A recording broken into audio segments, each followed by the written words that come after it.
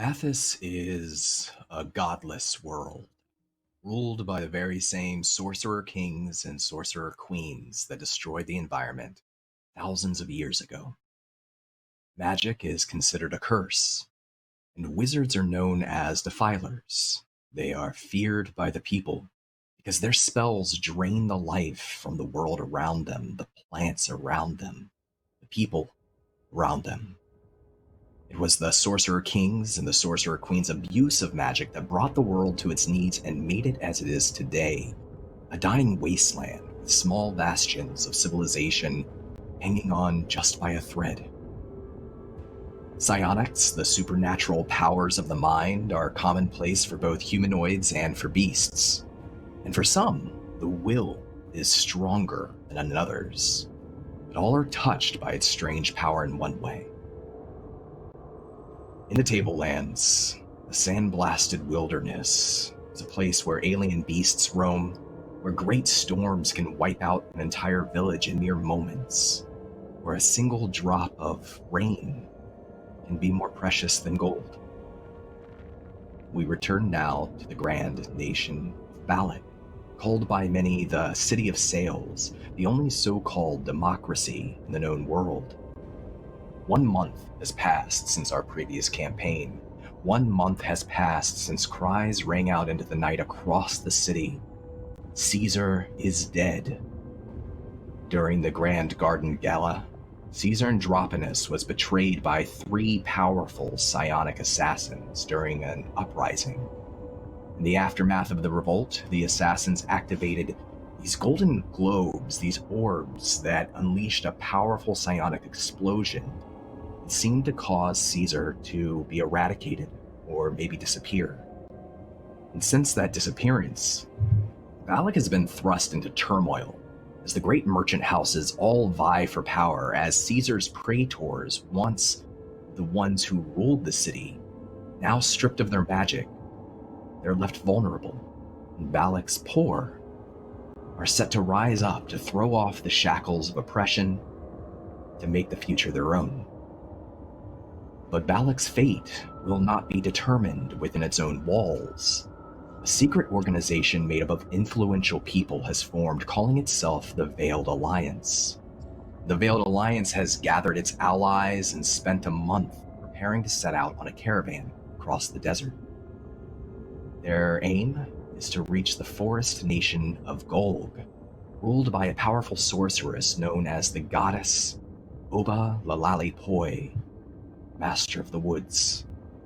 There they hope to beseech the goddess and her oracle, Helena, for aid against these shape-shifting, snake-like scions that have turned the once proud city of Balic upside down. And so our new tale in Dark Sun begins. We open up in Balic the night before the caravan is set to leave. There's frenetic, desperate music dancing from the instrument of bards who are playing in the taverns, mirroring the sort of anxiety of the city. Smoke rises from a new fire burning somewhere in the harbor district. House Tomblador's armed guards keep the city and the palace and the noble district secure and as safe as they can. But people are beginning to get hungry and thirsty as food and water have become more rare over time. But hope for a better tomorrow survives, even if that hope is unknown to most, found often where we least expect it. And so, let's begin tonight with Sam. Sam, welcome back to Dark Sun. Hello. Hello. For now. Why don't you tell us who you're playing and a little bit about them? Yes. I'm playing Merula. They are the heir to House Akasha, one of the older and more conservative houses that have since fallen on tough times due to a string of accidents that have brought an unlikely and untrained heir a little bit too close in the line of succession for personal comfort.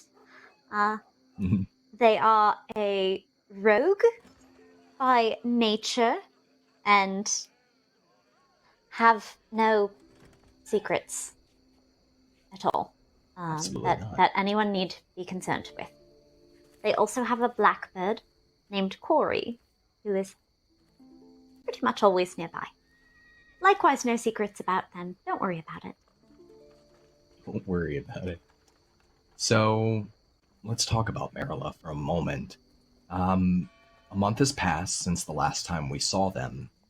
Do they look different now? Is there anything different about not just their appearance, but maybe the way they present themselves? Despite all of the insecurity of the moment, there's paradoxically a little bit more confidence to Merula, or at least something with a bit more of an edge. Like all of those things that sprang forth from them unexpected in combat now stay with them. Just a little bit more poise. And Sam, what's I want to find a key moment the night before Merula leaves on this caravan. How do they spend their last night? And as we begin tonight and tell our story, where do we find them? Not too far away from a tower that they're planning on breaking into. It's not the first time that they've been to this particular tower, but they favor their odds this time. So, right now, it's 3 hours after sunset. The stars are twinkling in the sky. The two large moons, Ral and Guthay, hang overhead. The golden moon and the green moon. And I want to introduce a new mechanic this season, one of a few that we'll toy around with. And this is a narrative mechanic. This is a mechanic called Truths. And I want to ask you, what is one thing narratively, and it can be anything, it doesn't have to be about your character, it could be about the place, who else is here, anything at all. One thing that is true about this scene as we begin tonight.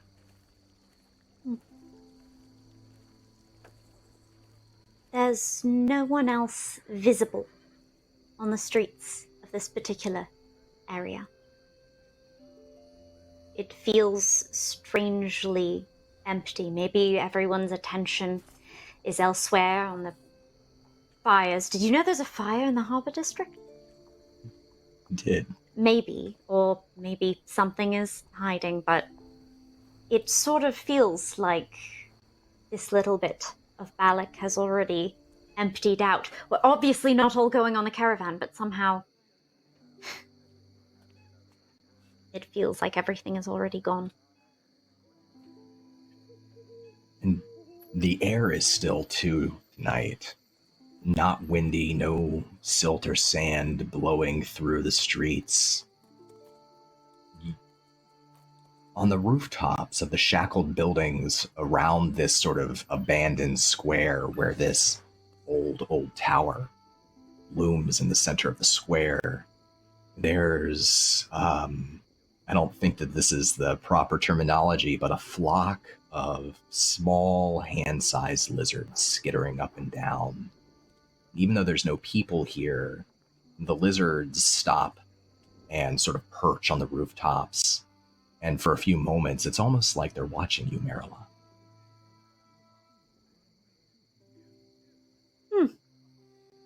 The notion of animals watching with near sapient eyes. Fully foreign to me, of course. Hi, Corey. Natural.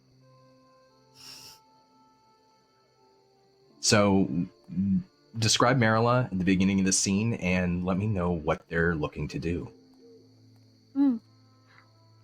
Merula is dressed with typical respectability, the togas that are the wear of their house.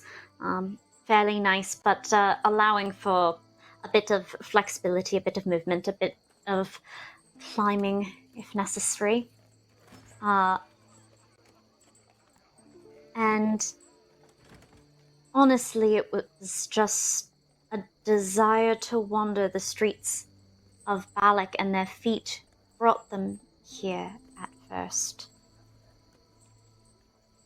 They always wanted to be here, and they finally got here, and not long after, everything was ruined. But their immediate intent now that they find themselves here is to break in and go up to the garden at the top and see what else might have been left behind. There's some unanswered questions, always. Merula, you can see those vines that hang from the sides of the stone tower are there just as they always have been. You can even notice the one that snapped a little bit, just kind of off kilter. You remember that one too.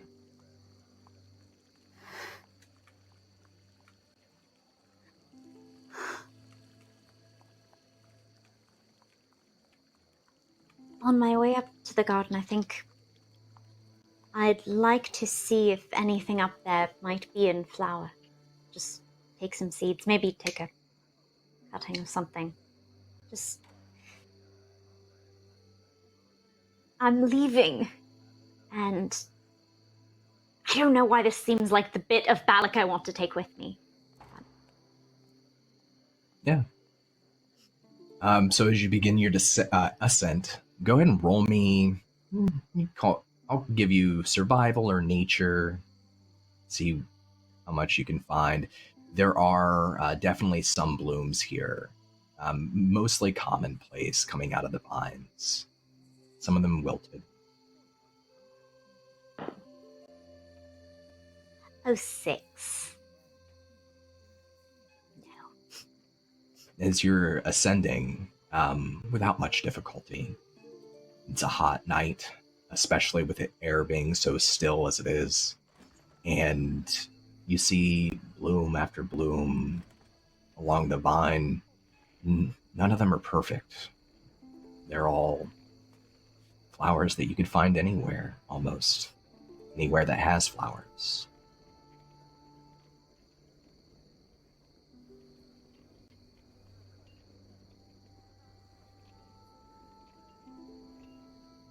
If I keep going up into that room in the tower, I wonder if anything was left behind. Because I did at first come up here because it's a bit of a tower for particular interests.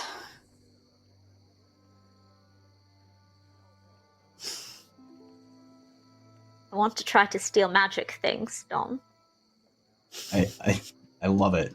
This is a great way to start the season. Yeah, so you continue to climb upward, and as you get to that window, it's the same window where you saw Rysar push a man out up to his death. There's a moment where you climb up and you can see through the window on your side and through the window on the other side, and you can see the roofs over top of the surrounding buildings, and those lizards skittering around, and they stop and they look through the window at you.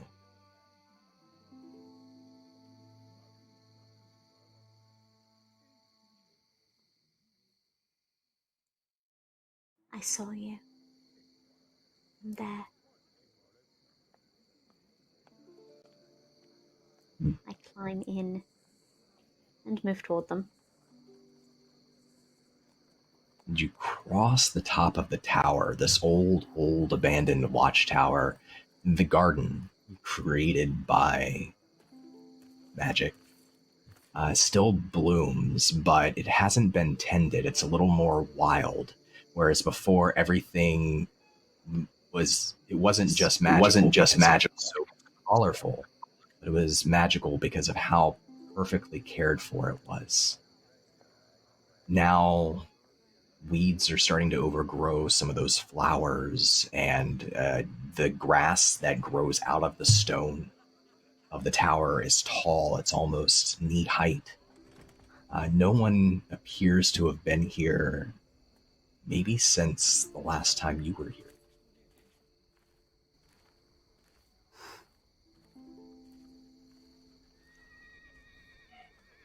May I take a look around? Absolutely, yeah. Roll me an investigation check. I would love to. Let's see the bonuses on that. Oh, 21! Looking around, you find... Well, let me ask you, is there anything in Merula's memory, any special... Some people write their name on stone, or they leave a little marker of themselves behind when they've been to some place that's special to them. Would Merula have left anything like that here at some point?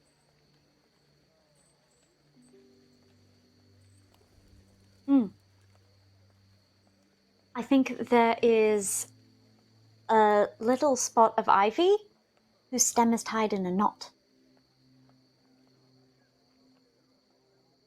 And it's hard to see it at first because of the growing weeds and the grass, but you find it there just where you left it. And wrapped around it, not tightly, just loosely, laying in the grass, is, it's a weave of hemp.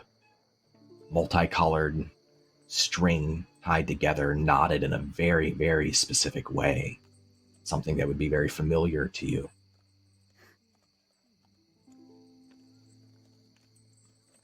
All right, I'm tucking that away immediately.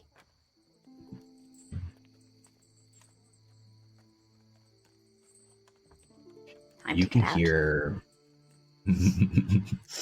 you can hear the music from a tavern nearby. The song moves from this sort of energetic, almost angry tune to this slower, more mournful tune as you reach the window. And the notes are just sort of trickling up in the still air to you. As you, for a moment, the top here, looking out through, you can see a good portion of the city in this area. And it used to be that even in the nighttime, Balic kind of shine, that its marble buildings and architecture caught the stars and the moonlight in such a way you could see it from a great distance. But silt and ash and smoke have kind of washed over much of the city, and it just looks a lot dirtier than it used to.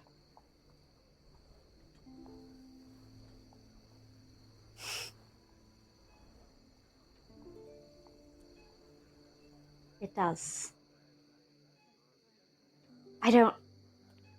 It's the most superstitious thing. It's really silly, but I don't climb in the same ledge I climbed out. It feels so wrong to go down that way.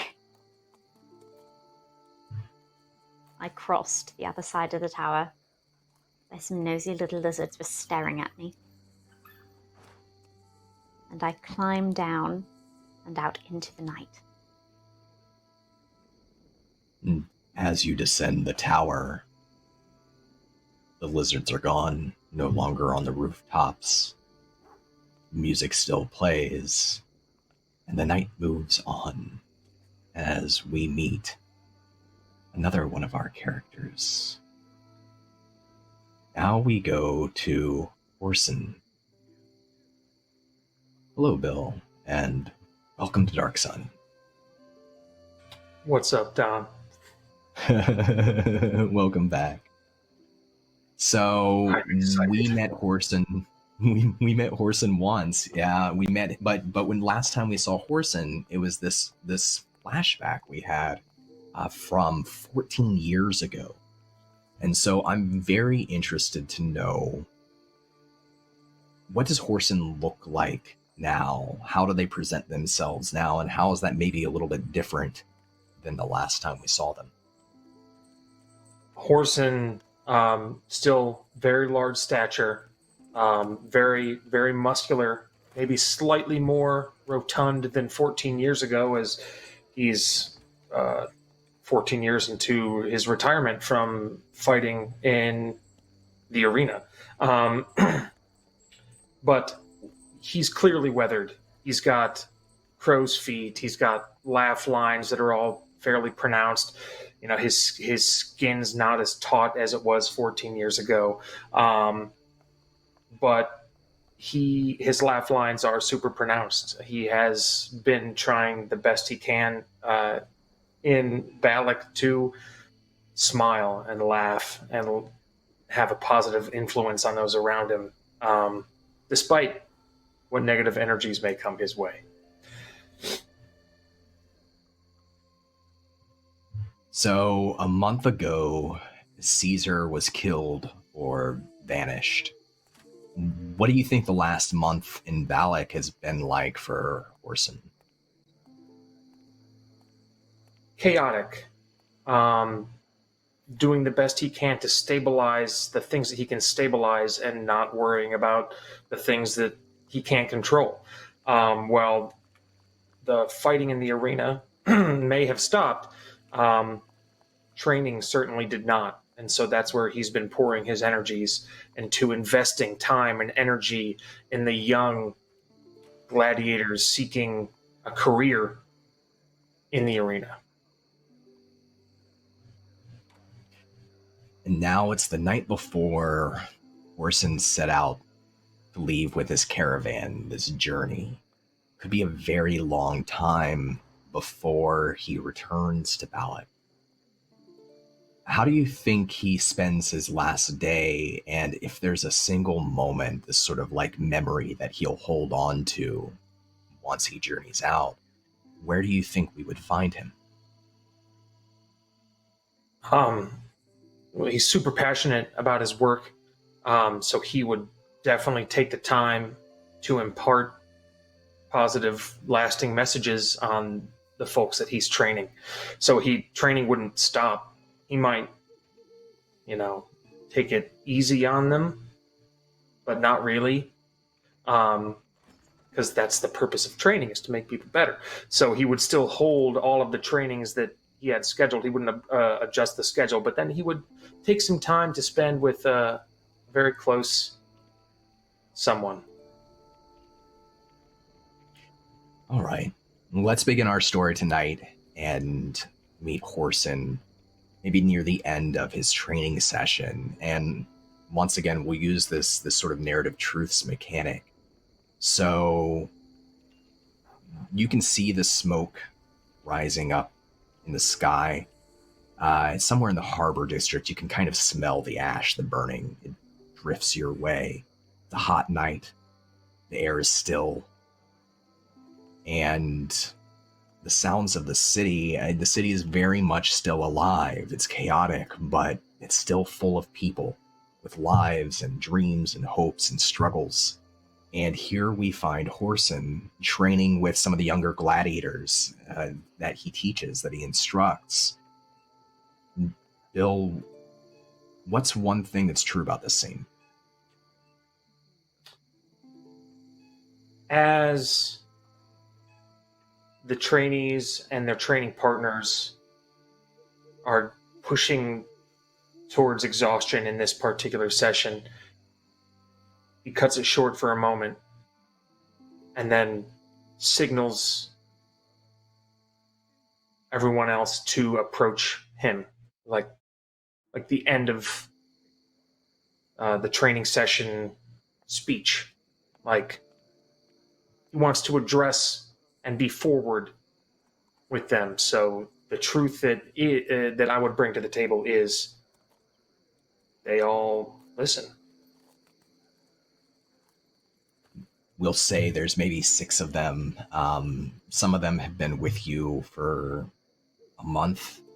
They're just starting, maybe inspired to look for a way to survive the current unrest in the city, thinking that a gladiator's life and the criterion, if they're good enough, it could be their ticket to wealth.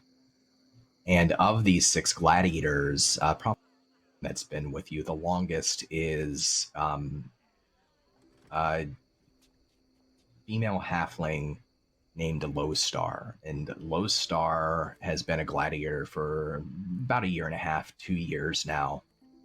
Still training, but has fought, has won in the arena. And they have this wild mess of black hair that hangs down almost to their knees. Very short, as all halflings are, and they have the large, sort of curved, angular ears, not like elves, but they do come to a point at the top that stick up out of the side of their head, and these long for their body arms. And Lowstar is muscular, but in that thin, wiry way, and she's fierce, but in that playful way, the sort of way that is constantly looking for adventure. And she fights with a spear, typically. And she's sort of like leading the others, and she waves them over, and she stomps the haft of the spear against the stone and kneels down to catch her breath, and she just kind of smiles at you as the others gather around for your speech. All right, everyone get close. Take a knee. So some things have come up, and I need to leave the city for a while. It's not easy for me, but I'm going to place Lowstar in charge while I'm gone. She knows the syllabus, right? He makes a glance at Lowstar. You've looked it over. Haven't you? See that her smiles. You can see that her smiles faded all of a sudden. She's kind of tight-lipped, and she brushes like a strand of like sweaty hair out of her face, and she kind of doesn't meet your eye, but she nods her head a couple of times. All right, well, that doesn't fill me with confidence, but in the event that Lowstar cannot, he looks over at a young male dwarf in the training camp as well. Boblo, you're next, so let's not do that, right, Lowstar? Okay. And just because I am gone does not mean that training stops. Do not stop training. Do not let your lack of dedication be an insult to those that believe in you, because I believe in you. So when I come back, I expect you to be better. Can you carry that through, Lowstar? You can just barely hear her whisper, "I can." Right. Look out for one another, and whatever you do, don't snitch. Snitches get stitches. You know that, Boblo. You know that. Bobs his head All right. with a like goofy grin on his face. Well, that's it. Nothing else to say, so go on home. And then he makes a glance. He notices Kanendis was watching the training session. He makes like a knowing glance and smiles, and you can see that when he sees her there, his posture changes and he kind of relaxes from training mode to peace. So tell me, who is Kanendis, and what do they look like, and where would he see them? Kanendis is about a foot and a half shorter than Horsun, but she's a half elf. She's got jet black hair, thick black eyebrows, and stout, elderly, like 20 to 25 years Horsun's senior from just looking, even though age is whatever. But there's an energy between them that just allows for relaxation and peace.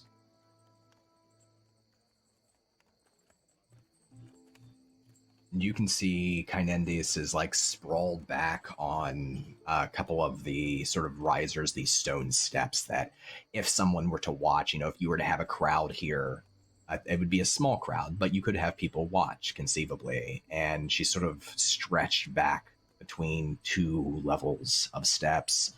See that there's this clay jar, looks like perhaps an ale jar that she's holding, and she's drinking a little bit as she watches. And meanwhile, the rest of the trainees, they kind of laugh with each other, and Boblo smacks at Low Star's shoulder playfully, and Low Star cracks him up against the back of the head with the back of her spear, and he sort of was rubbing the back of his head and complaining. They're all just sort of like horsing around as they head back to the sort of underground area where they can put away their tools, they can gather their supplies, they can clean up a little bit, wash off the blood, and return to whatever they call home. And then Horsun would trust them with that responsibility, and he would move towards Kanendis. And as soon as he would approach her, he would engage. He would just soften up immensely. Hey, how was your day? Long, very long. I'm glad to be here. I'm glad too, but I want to finish that ale because I've got something special planned for us. Do you now? And she says that as she lifts the clay pot to her lips, and she doesn't it's not like she throws it all back, but she tips it slower and slower, and she doesn't stop until she's emptied the pot of ale. Nice. All right. Shall we? And then he extends his hand.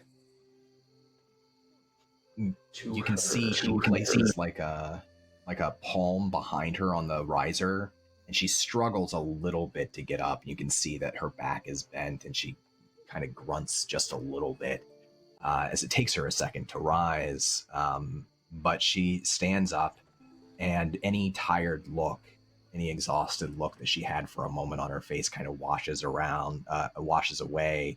She reaches out and she takes your hand that you've offered. He'll look at her, stars in his eyes.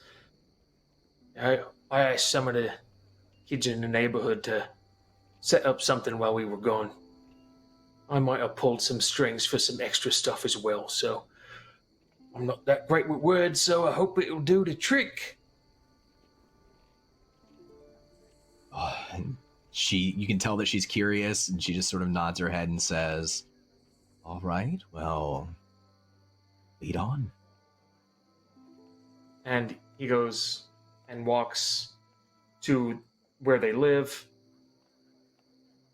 and then he gestures towards the door for her to open it, as to not ruin the surprise. She gives you that kind of like wry side eye, asking without saying, what are you up to? And she lets go of your hand and moves to the door. She moves this sort of, it's decorative, but it's this cracked piece of stone that had this carving on it, on the top of it, this sort of relief. The carving of what looks like a sort of a lion, this cat-like face. She pulls up the stone and takes the key from beneath of it and unlocks the door and looks back at you one more time over her shoulder, and then with a creak, she opens up that door and slowly moves inside. And so the door would open enough for both of us to see, but there is a small table in the center of the room with two chairs and a very small, shoddily put together candelabra with like two empty holes, and like one has a candle in it, and that candle is lit. And then there's like a bowl of what looks like nice looking slop, and a glass on each side. and he's kind of like shifting back and forth, and his palms are sweaty, and kind of like wipes something off his brow. He's like, well, yeah, I've got a contact. I've pulled some strings and gotten us some, I think it's pronounced Astacles wine. It's something that the nobles drink. She laughs and moves inside and kind of walks around the table, observing it from all sides before she pulls out her chair and slowly sits down and looks back to you. She says, "Did you make this yourself, or did you..." Oh, well, I'm not going to say I did, and I'm not going to say I didn't, because I don't know how it tastes. So if it's good, then yeah, I made it, and if it's not good, then someone else did. She sort of takes this bowl of what you've said is very nice slop and rolls it around a bit so that some of the ingredients come up to the top of this sort of soup, this sort of stew, maybe. And she says, grilled cake and olives. Are you going to sit down, Orson? Yes. Right now, you can see now I'm pulling out my chair, and I am sitting in it. Aha.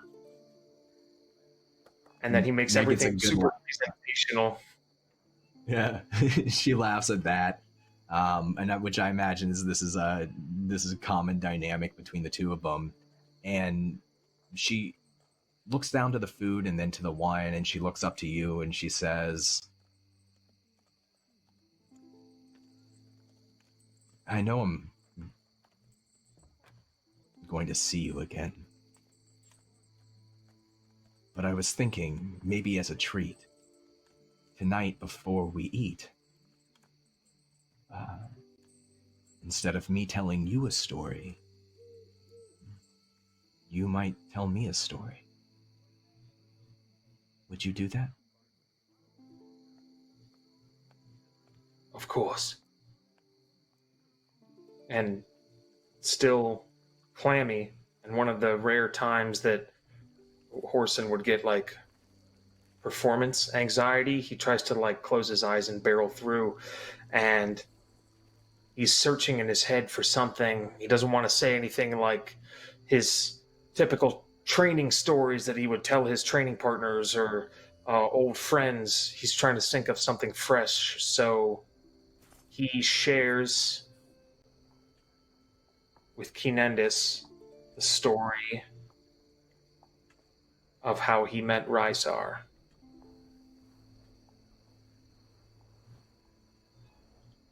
And does he preface this as saying this is a true story, or does he try to like change the names, change the history? He would storify it. So there's the actual events, and then there's this like 14 years later the story that processes. So in reality, some of the things are truths and some of the things are not. But I don't think he would preface it with super valuable. This is top secret. This is the story of stories. You cannot share this story with anyone else. This is ours. And then he would, the names and stuff would be accurate. When you hold her to the secret, she does this sort of like stitching thing over her mouth as to say, like, your secret's safe with me. She's riveted by this story as you go on. It's quite a tale, especially considering it paints Rysar, a well-known public figure, in a completely different light. And it has magic and adventure, it has a little bit of everything. And she's entirely enraptured with this story. And there's a moment afterwards, you can hear this distant, sort of mournful song trickling out of a tavern somewhere nearby. And then maybe the shout of a child running through the streets. just a playful shout. And she sits back with her wine, sips it, and it gets quiet at the table. I wish I could take you with me. And he looks down.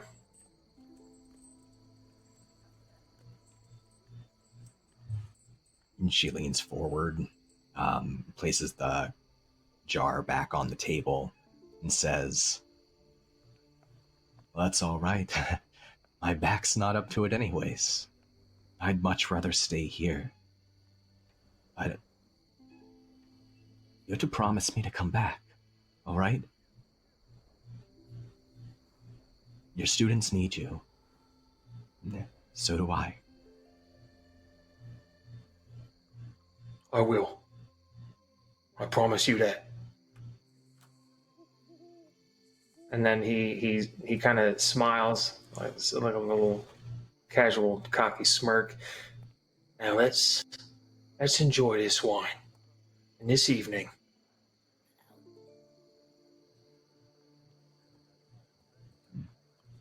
Her face goes from fretful and considering to lighthearted and relaxed and happy. And she raises her own clay jar across the table to clink with yours. And then she takes a sip, and you continue having a very, very nice night. The music continues to play nearby, and we move on from this moment in Balic to somewhere else. Akasha, Christina, welcome back to Dark Sun. Hello. Hi, unmuted. It's lovely to be back. Yeah. So we talked a little bit about how things ended a month ago with Caesar and what's changed in the city since then. I'm very curious to know for Akasha, who had just finished giving the most brilliant speech any would-be politician has ever given in the city of Balic 1 month ago. How is Akasha different now? Does she dress differently, present herself differently? Is there anything noticeable? I would say she's got more of a I'm on a spirited mission pirate vibe going on right now. It's very much a leader look, as it's probably Caesar since Caesar's dead and she was running for praetor, so she's probably officially Caesar now. But the great thing about it is that she looks powerful even if she doesn't feel powerful. She presents powerful and maybe delusional. Well, I'm rooting for Akasha. Caesar Akasha has a great ring to it. In House Sereno, your house has been busy in the past month. It's one of the primary supporters of this sort of caravan that you're putting together and all the supplies. And your grandfather, Lord Atlas, has really thrown his full weight into supporting this endeavor, especially knowing that it's important to you. So on the night before the caravan sets off, this journey sets off, where you will be traveling with your grandfather. You'll be representing the house with you, and a handful of others from House Sereno. I want to find a moment the night before that would be a memory that maybe Akasha would hold on to, or at least she would choose to spend her last night in Balic in this certain way. So where do you think we would find her? I think we would find her just having a moment with her grandfather, because he has a lot of questions. And she did a very large, I wouldn't say spill of information so much as spilled a lot of information at one time. And it's a lot for anyone to process that their beloved, favorite, super favored, amazing grandchild might have committed a murder, might be responsible for the loss of his most beloved ship named for said beloved granddaughter. So I would assume that he would have some questions. And I would like to spend that night assuaging him a little bit before we take off on this adventure. Because I really just don't want to have tension. Is there a certain place that Akasha would choose to have this conversation that would make her feel more comfortable, or she just wants to be there for another reason? I think we're just kind of sitting outside. Just like any area that we can find that's quiet, adjacent. There is, in the manor of House Akasha, or of House Sereno, which is right in the market district, like the wealthy area of the market district of Balic. On its upper floor, there's this ancient tree that kind of grows through the stone. It's sort of a feature of the building. And there's a little doorway carved through that tree that leads out to this marbled bridge that goes over the agora. And below the bridge, the shining bridge that glints in the starlight and the moonlight, is the Sea of Silt. It goes over top of this little bank, this little estuary. Below, it just sort of looks like sand that constantly drifts. But you know that you can't walk on silt. You sink in silt. And we'll say that Lord Atlas, who's this much, much older, I mean, he's probably one of the oldest elves that lives in Balic. And elves live a long time, but age has started to take him. And he's kind of bent over a little bit, leaning against this bridge with both elbows, just staring up at the two moons, especially that green moon. And that's where we'll begin tonight. So as we start this scene, I want you to introduce one narrative truth. It can be anything. It could be about your character, or it could be an environmental feature. But what's one thing you would like to add to the scene?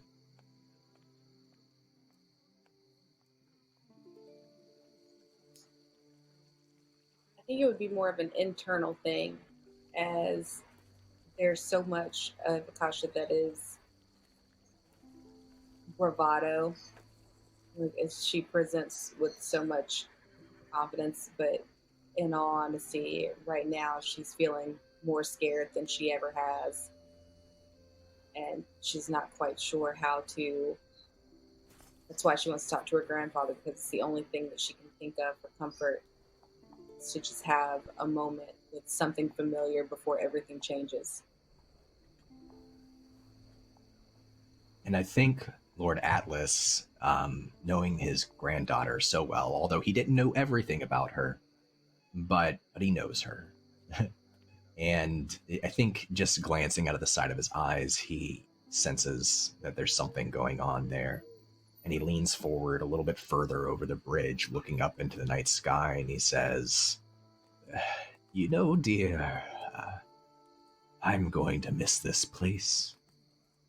Any time that I feel troubled, any time that I feel overwhelmed with the world, and that I think I'm not doing a good enough job leading this house, I come here and I look up the stars and the moon, and I think they've been there for so many thousands of years, watching us. They're family, in a way. As long as they're up there, everything's okay."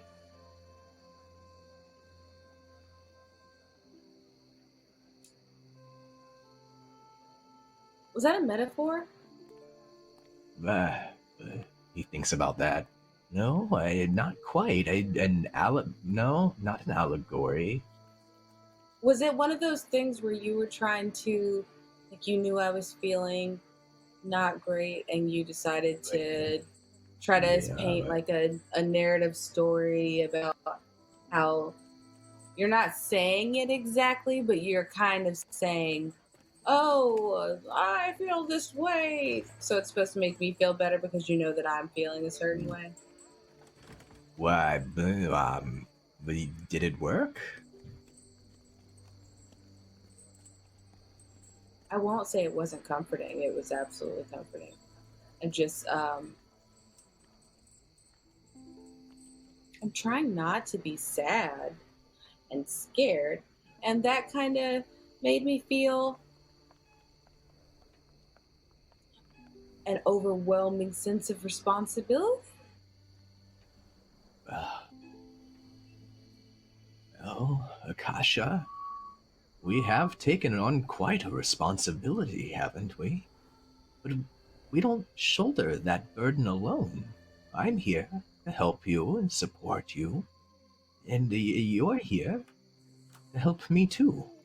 We're both going on this journey together. Yes, and uh, it's. Uh,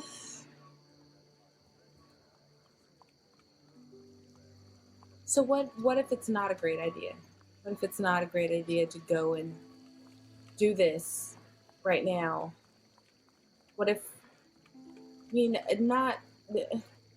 I'm trying to figure out how to say this in the most respectful of ways, but you're very old.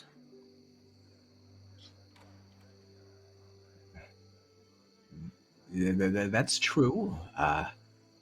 But we have plenty of guards, and well, you can uh, do that thing where you create the magic bubble that will protect me.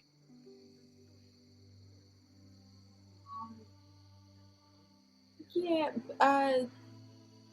that's a little more dangerous as the whole magic is frowned upon thing. Um, but I will do whatever is within my power to keep you safe, and I just really hope that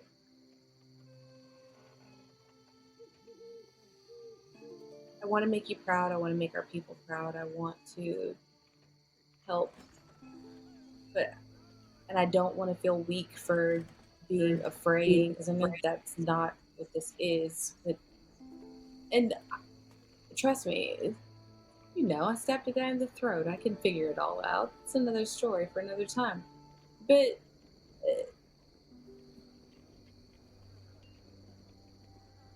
I just want what's best for Saul. He goes from laughing to feeling uncomfortable when you mention murder to looking pensive and empathetic. It's a journey. It's a whole thing. And he looks back up the sky, sort of rubs the back of his neck, and turns to you and leans against that bridge, the pillar, and he says, "Do you believe that these allies of yours, that their mission is important? That they're right?"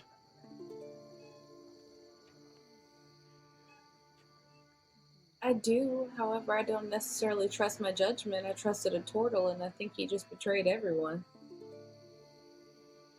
Well, you'll always meet people in life that you trust, and they let you down. But you have never let me down, ever. And I don't intend to let you down either. And neither of us can let our people down. They need us.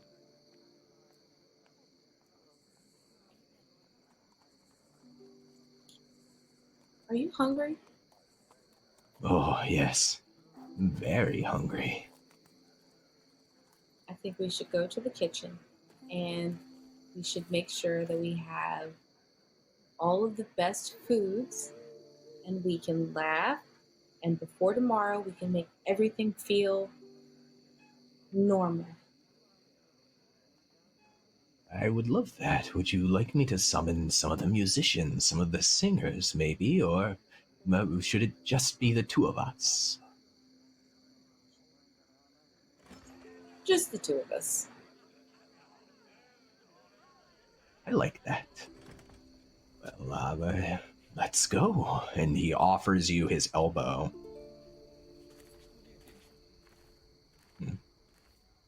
The two of you move back towards that opening in the tree that grows through the top of your home, away from the bridge. And there's a little bit of shadow, the tree's shadow that comes down over the marbled bridge that you have to walk through.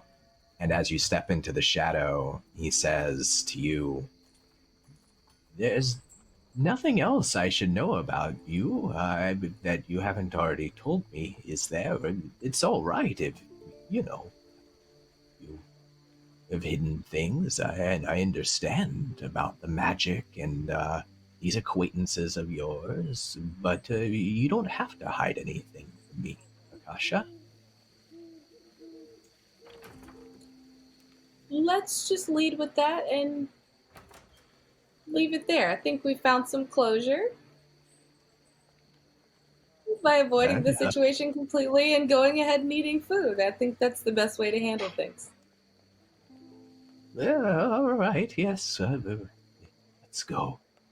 And he is as pensive as he was for a moment as he kind of threw the question out there.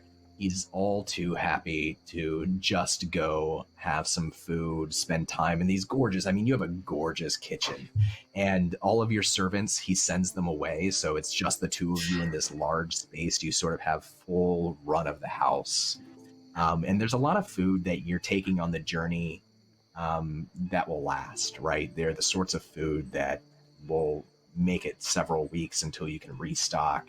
But there's plenty of food that you can't take because, simply put, it will not last. It's best eaten fresh. Is there a favorite kind of food that Akasha is looking for? Is it like a sweets or is it a meat? Oh, it's like a meat roll.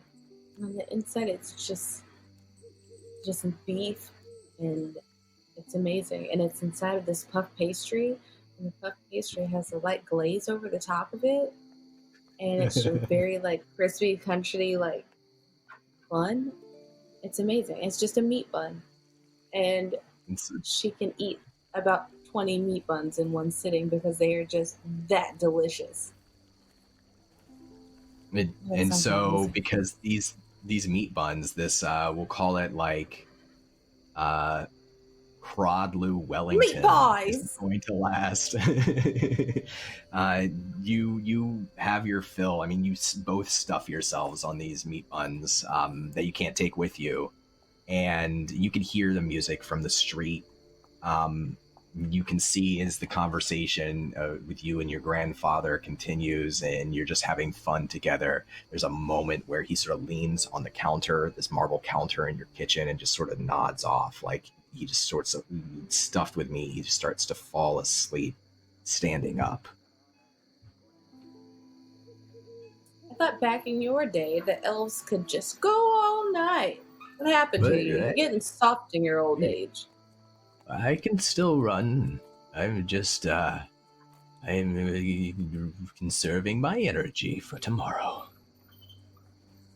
Resting your eyes. Resting my eyes, yes. Well, rest your eyes. Maybe it's best that we get some sleep. Of course, dear. I will have an adventure tomorrow, won't we? I'm looking forward to it in a way. Well, offers you his elbow one again. More sleep. The two of you go off arm in arm to rest for the night. And the lights, the servants who have kind of moved away, move behind you as you leave one room and they blow out the candles. And then they follow you as you leave the next room and they blow out the candles. And there's this sort of darkness that's just sort of going out across the house as you go back up the stairs into your room, and your grandfather waves to you before slowly closing his door with a big smile on his face, and he says, Sleep well, dear. I'll see you in the morning. Good night, Grant. He closes the door slowly, and you have your last night in Balic before the journey. There are other places to go and other people to meet. And so we move elsewhere in the city. We move elsewhere in Athos. Meet a new player and a new character, Michael. Welcome to Dark Sun. Good to be here. Yeah, I'm excited. So please, tell us about your character, who they are, whatever you want to share, what they look like. Yeah, so Ebbo Stranet is a half-elf, black-looking half-elf. He comes from a village called Villery, and Villery's kind of known through some small circles of being able to grow some things here or there, which makes their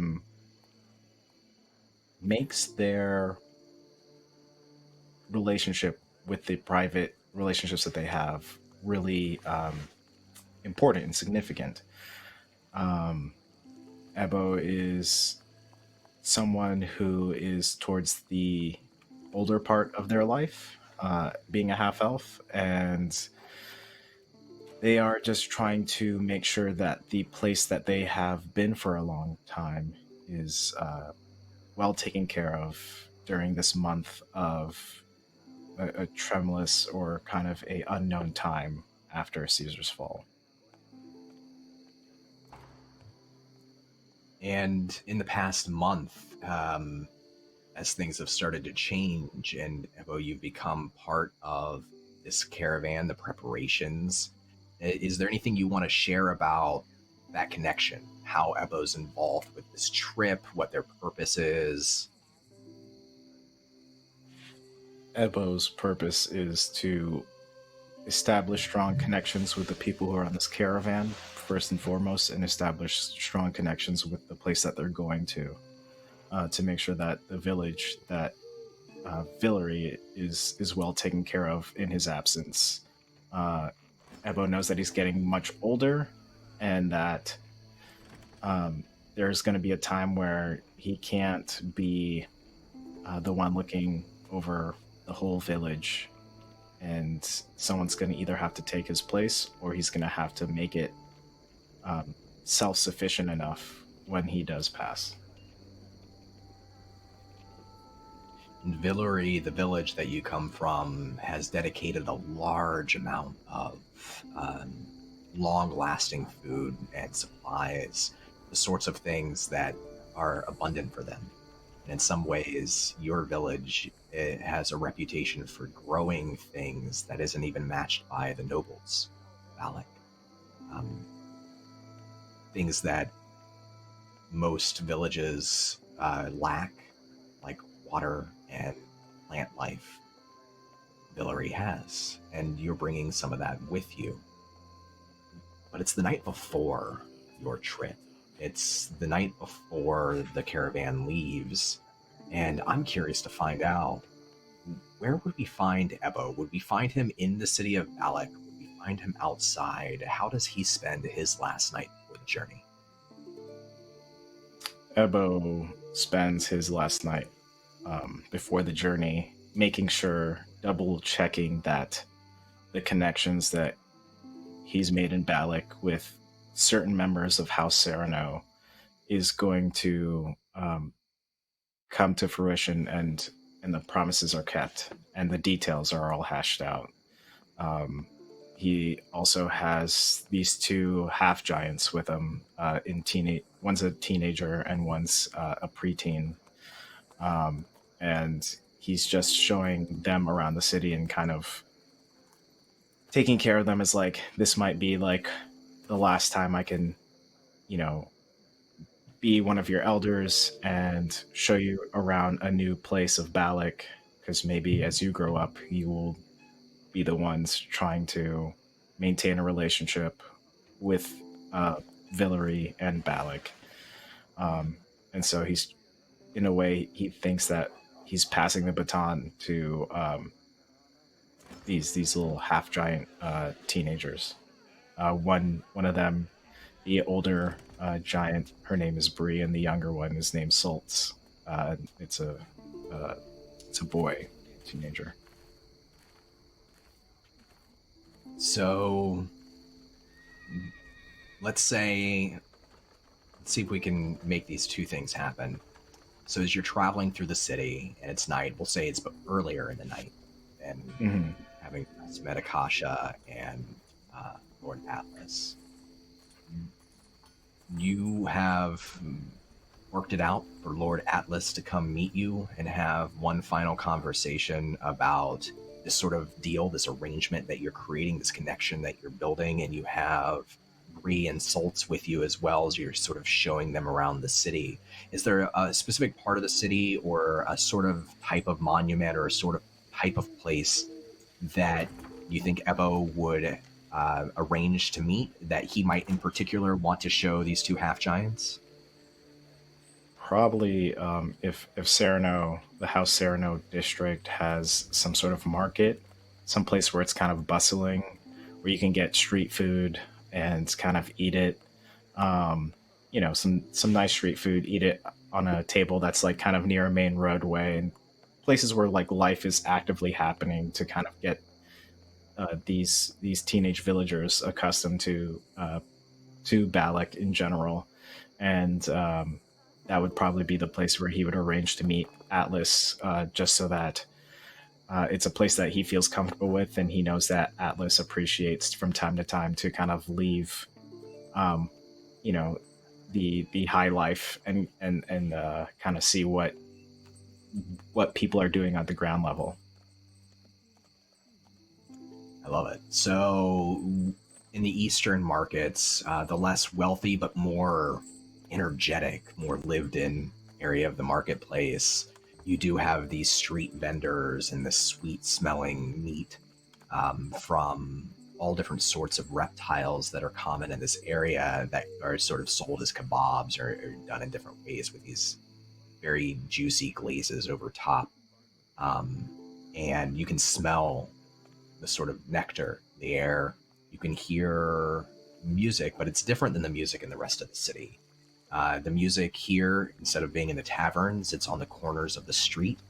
The bards are singing, sometimes without any instruments at all, just out into the night, and there are people gathered around. There's people dancing, crossing the street energetically, bouncing from stall to stall, even though it's night, even though the stars are out and the two moons, Ral and Guthay, are shining overhead. The marketplace here is very much alive. And the two half giants, who, even though they're teenagers, I imagine they still have to be at least 9 feet tall, 10 feet tall, are just towering over everyone else, and you can see their eyes moving from place to place, like wide and wondered, having never seen anything like this before. And as we enter the scene and enter the marketplace, while you go to meet Lord Atlas, I want to use our narrative truths mechanic. So what is one thing that is true about this scene? One thing you want to add? It doesn't have to be about your character. It can be literally anything.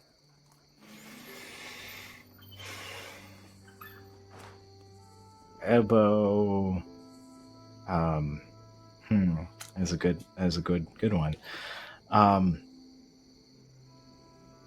Ebbo feels like this is maybe one of the last times he's going to be able to truly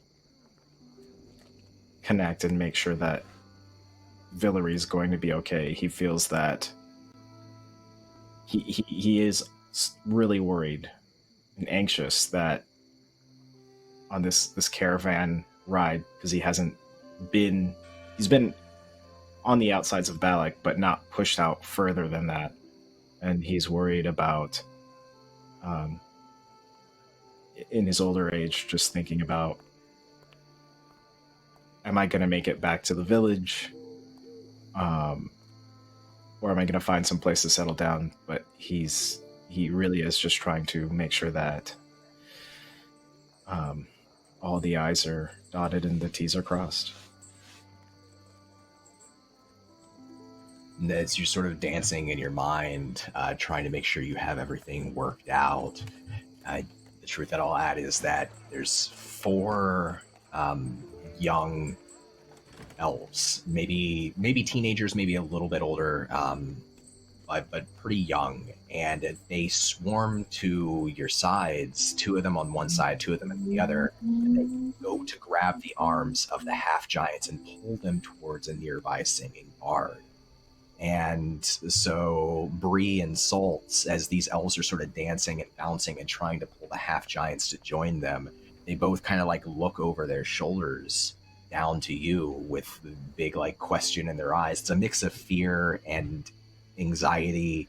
I don't know. Do you think that they've ever danced before? Is music something that's important where you come from?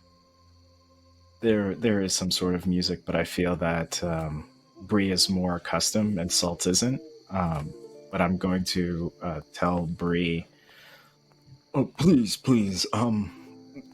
just sit here a while. We need to make sure that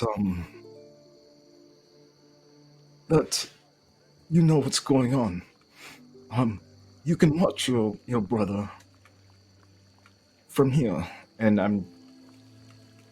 I'm trying to make sure that Salt is going to have a good time, and that Bree she's sitting cross-legged next to me, because if she was to sit on a seat, it probably, they don't have seats kind of accustomed, but she's still like either above me or at eye level, even though that she's sitting on the ground.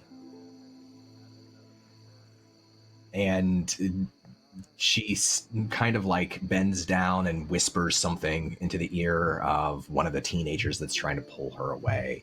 And they just kind of look disappointed for a moment, but just shrug it off, and they go back to dancing. And now all 4 of them are pulling on Salts, and he looks terrified as he's being pulled towards this sort of dancing circle around the singing bard. And there's a big sibling smile, just a glee on Bree's face for a moment as she sort of shoos him away, telling him to go on. She takes a breath and she looks down to you and she nods her head very slowly. And it's then that you see, sitting at a table nearby, watching you but also watching the dancers and just relaxed, looking tired, very tired, but alert, is Lord Atlas, the old elf who is the leader of House Sereno that you're supposed to meet. I look over to Bree. Oh, there he is. That's Lord Atlas. We're here to see him. Come on, get yourself together. You can keep an eye on Salts as we talk to Lord Atlas. And so I have Bree accompany me over to Lord Atlas, and we sit across. I sit across from him, and I have Bree kind of sit to the side, which is kind of a weird looking dynamic, like having 2 older gentlemen and Bree kind of listening in as we establish conversation. Yeah, and I think Bree, it takes her a moment to like get comfortable, right? And she is much taller, but she's trying her best to look attentive, to look official, to not let you down. And Atlas bobs his head to you, and he bobs his head to Bree and touches his hand to his chest, which I think probably eases her a little bit. And he says, Ebbo, I'm glad to see you made it here. Have you been enjoying your evening? Yes, I quite love the market. It's always so lively, and the food here is amazing. We can't get anything like this in Villery. I am rather fond of it myself. I have cooks who cook for me, but it never quite tastes the same as something I get here. Yes, the kebabs that they have this season is so good. And the vinegars that they've been using. I can't get enough. I've been eating here past couple of nights, trying to get as much as I can. This is the thing I'll miss the most. He waves over a young elf who's passing by and hands him a few ceramic pieces. And these are one of the primary currencies in Dark Sun and Athos, and you can break them off. They're lined in such a way that you can break them off into 8 pieces for lesser payment. And he breaks the ceramic pieces in his hand. He counts out 4 out of 16, and he puts it in the young elf's left hand. And then he smiles and he says, "And this is for you." And he puts the other 12 pieces in their other hand. And the elf scampers off across the street to where they're selling a couple of kebabs. He leans back over to you and he says, I hope that once this business is all done, you'll come back and visit again. Have some more kebabs. I hope so. And Bree is quite loved. The food here. She can't get enough, and I've been having trouble trying to feed her and her brother. I forget how much they eat when they're quite hungry. You can hear Bree's stomach growling now that you're surrounded by all these smells, and she tries to adjust a little bit, and she just sort of nods her head and says, "I do like the food here, Master. It's very good." We'll make sure you're fed before your journey back to Villery tomorrow. And I pat her on the knee to reassure that I'm going to try and make sure that her and her brother are well prepared for the long track back to Villery, and make sure that they don't starve or get into anything dangerous without being prepared. A moment later, as she flashes you a smile, that elf runs back across the street.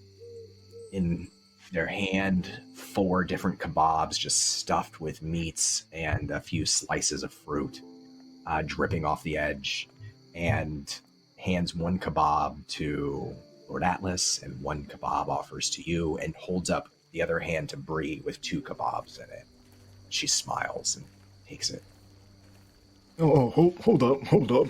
And I grab inside my robe and I produce a little jar of vinegar that's home back from Villery, and I put it onto the table.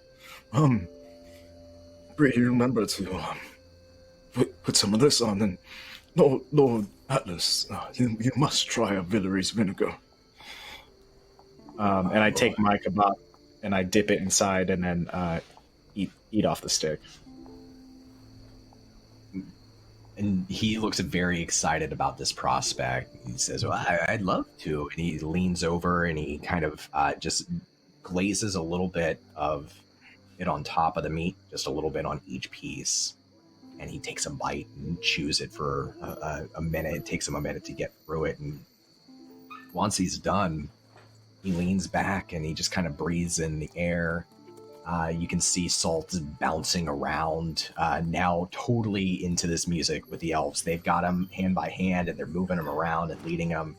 And Atlas watches for a moment and says, "Well, I suppose we should get down to it, Ebbo. What can I do for you before we leave tomorrow?" Yes, I was making sure that our arrangements were gonna be followed through. I know I arranged some of the tools you have here in Balic to be delivered to Villery. In exchange, we have some extra bamboo stalks that we can give you, and more than that, the promised amount that I was going to give your house for the past 2 months. He nods and leans a little bit closer, and I think Bree probably leans a little bit closer too, and the table bends, it shifts a little bit with her weight. And Lord Atlas says, Ebbo, you don't have to worry about my promise. When I make one, I always follow through. I'm honestly amazed by what your village has been able to accomplish.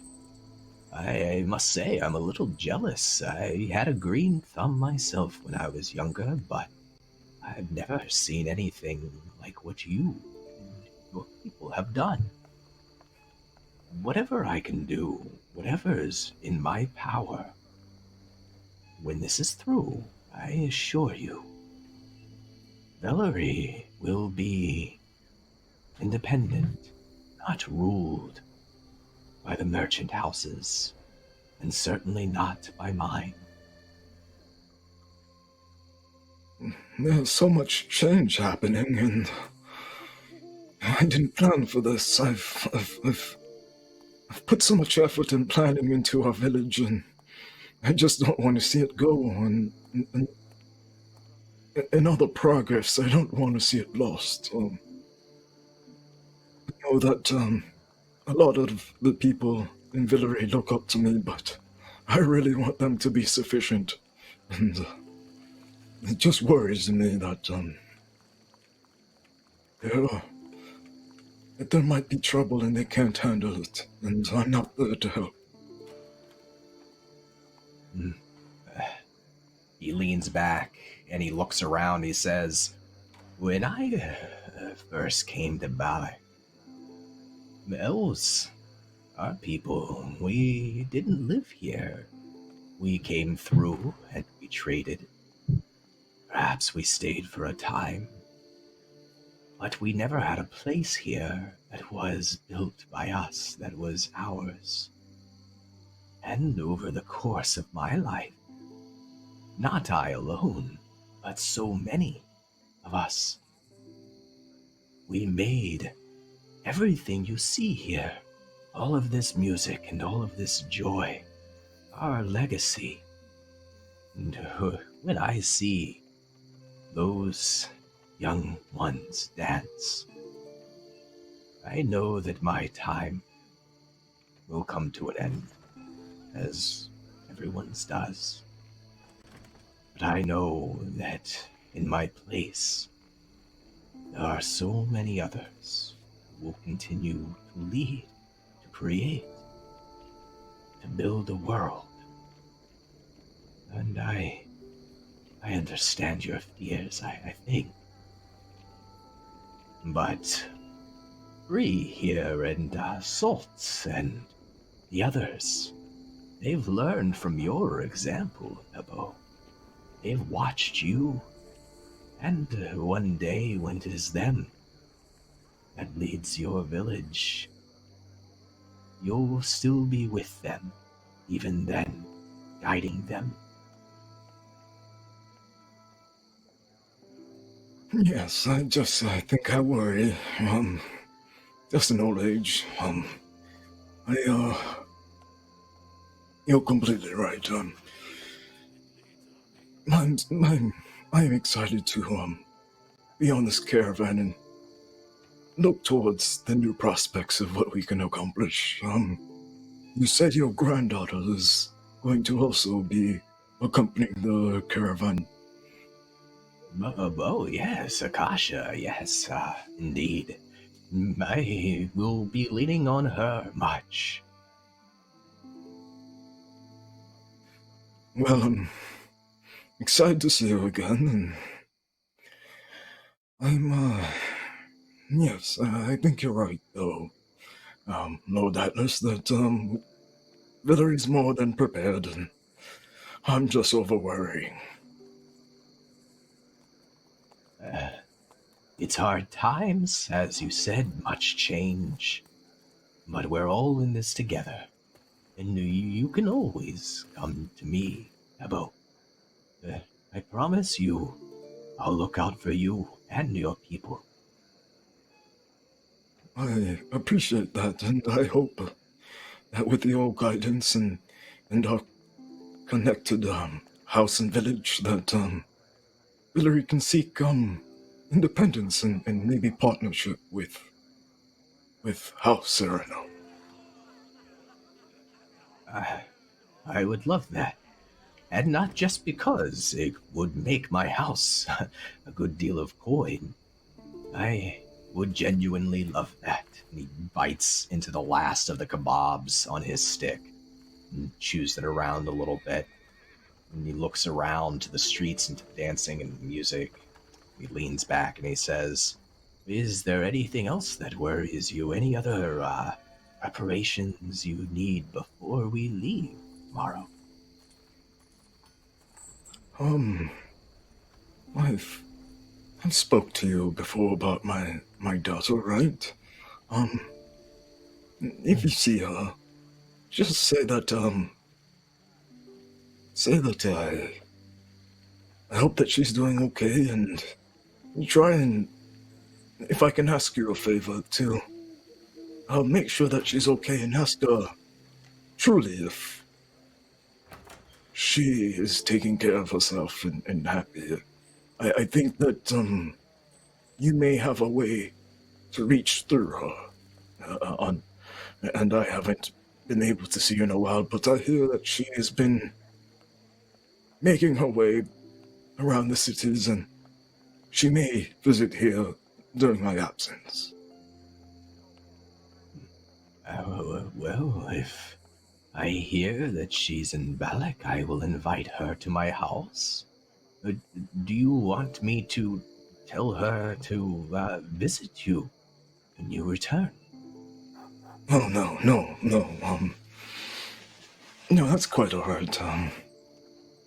If she wants to visit, she can, I think she can meet me in Villeray, and that would be quite nice.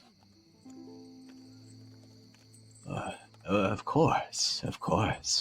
I'm sure she's doing very well and has grown up to be strong and wise. He leans back a little bit. I suppose I should be getting back to my granddaughter. I know she wished to speak with me before we leave tomorrow. I'm glad that we met, though. I hope you and Bree and your brother there enjoy your last night in the city. You are welcome here anytime. Thank you for your grace. It's always appreciated, and I'm glad that we met together as well. Yeah, I always cherish the times that we get to connect, and I tell everyone back at the village that not all the houses in Balic are bad, and that they can seek a little assistance from time to time if they come visit Balic and mention me and your grace, Lord Atlas. Of course. And he smiles and slowly rises up, and a couple of elvish runners, guards just wearing loose clothes and elvish long swords at their side, go to meet him and begin to escort him back across the markets to where House Sereno lie. And you are left here in the midst of this life, this music, people doing art, people dancing, people selling. And there's Bree and Salts. What do you think? Is there something that happens here, something that Ebbo finds or locks into, that he holds on to, a memory that he holds on to during the journey to come? I think Ebbo kind of sits there for a moment and tells Bree to accompany Salts, and he just watches the livelihood of this district, people moving, the smells of food being cooked, the vinegar, the conversations, the singing, the dancing, the faint smells of just city life. he feels some of the dust kind of dance across the floor, and he just takes that all in, and he reminisces about Villery with that as well. Just trying to take it all in and hold on to that memory, knowing that he's going to be on this caravan for a while, and looking over to Bree and kind of giving like a proud nod that more in a sense of that he's going to be okay, and that reassures Bree that she is going to be okay. She smiles back at you and nods, looks younger than she had before. She tried to present herself as older, but she slips back into how old she really is for the moment. She stands up and gives you an excusing hand and goes to meet her brother as the music continues to play. And for a moment, he grabs her and she's dancing too around this circle, on this circle. And there's a moment where they bump into each other's shoulders and their heads just lightly knock together, and they're rubbing their heads and laughing. Just this ringing laughing, with their half-giant voices just overpowering the music for a moment. It's a music of its own. And that sound, the two siblings, the future of your village, ringing out into the night with all of this life around you, it stays with you. And I think Ebbo does take into account and cherishes that it was not very long ago that Villery, within his lifetime, that Villery wasn't as elevated in the people of Balic's eyes, and that the outside village that he was at, there's so many mixes of race and culture there that he feels really kind of happy in this moment that him being a half-elf and bringing half-giants there, that they're going to be okay and thrive and in his absence. And that gives him more confidence, like a subtle, nice confidence that he's done all that he can do up to that moment. And the night continues with a journey waiting for you tomorrow. But now we move elsewhere into the city and meet one more new player, a new character. Charlie, welcome to Dark Sun. I'm so excited. It's my turn. Hello. Well, I'm really hungry now. Hello. Oh no, I know. I thought about that. It's the worst thing you can do is to over-describe food smells while you're playing a TTRPG. But we did it. Cruel. Episode. Unusual. So, Charlie, tell me, and all of us, who are you playing, and what you want to share about who they are, what they do, what they look like. So I am playing a Diadella, who is an artisan, an artist, and has a good mind for numbers and business. And she has been working on and off with a couple of different people and organizations in the city of Balic. But now that change is in the air, she's willing to ride a tide, I suppose, and take a chance, help out where she can, but she's also pursuing her own goals to do with her art and finding new ways to create and to use those creations to help with the change that is happening in the world. And Diadella is also going on this caravan with this group, this journey, this mission. How many times? Well, you answer. You don't have to answer any question you don't want to. But is Dia used to going beyond the city? Is Dia excited about the prospect of going on this journey, or does she feel differently about it? Dia has had the opportunity to leave Balic in the past, but not for a long while. She's in her late 30s, approaching her early 40s, and the last 10, 15 years have really been spent in this city, soaking in everything that's going on and doing great works. But with the change, it's time to move, seek some answers and new inspirations, I think. All right. So, on the night before the journey, before you leave with everyone else,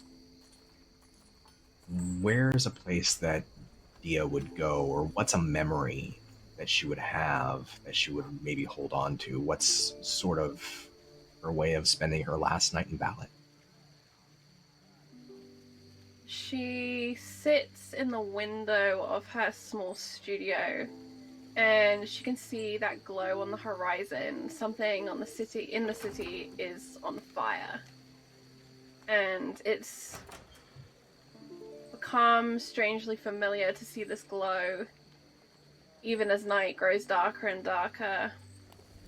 And she seeks the stars that are hidden by that smog, by that light pollution. But when she can't see them, she turns back to her space. There's rolled, painted hides in the corner. One of her favorite rugs that she wove herself is kind of half rolled, and it's slowly unfurling itself back down. It's threadbare in the middle where she's paced over it so many times as she's worked. There are stains from inks and dyes. And she doesn't realize she stood, but she has, and she's pacing it now, looking to see if there's anything she's forgotten, anything left that she wants to take.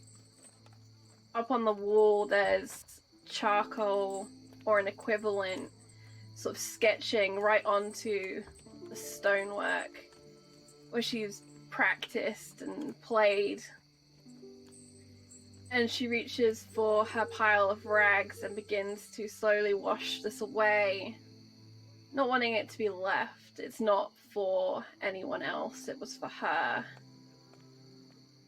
And when that's done, she gathers a few small items that lay beside the cot, her personal effects, and amongst these is a small glass bottle which contains an oil, and she begins to work this through her hair, and it lifts the color and the shine, which is caught by this lantern in the corner.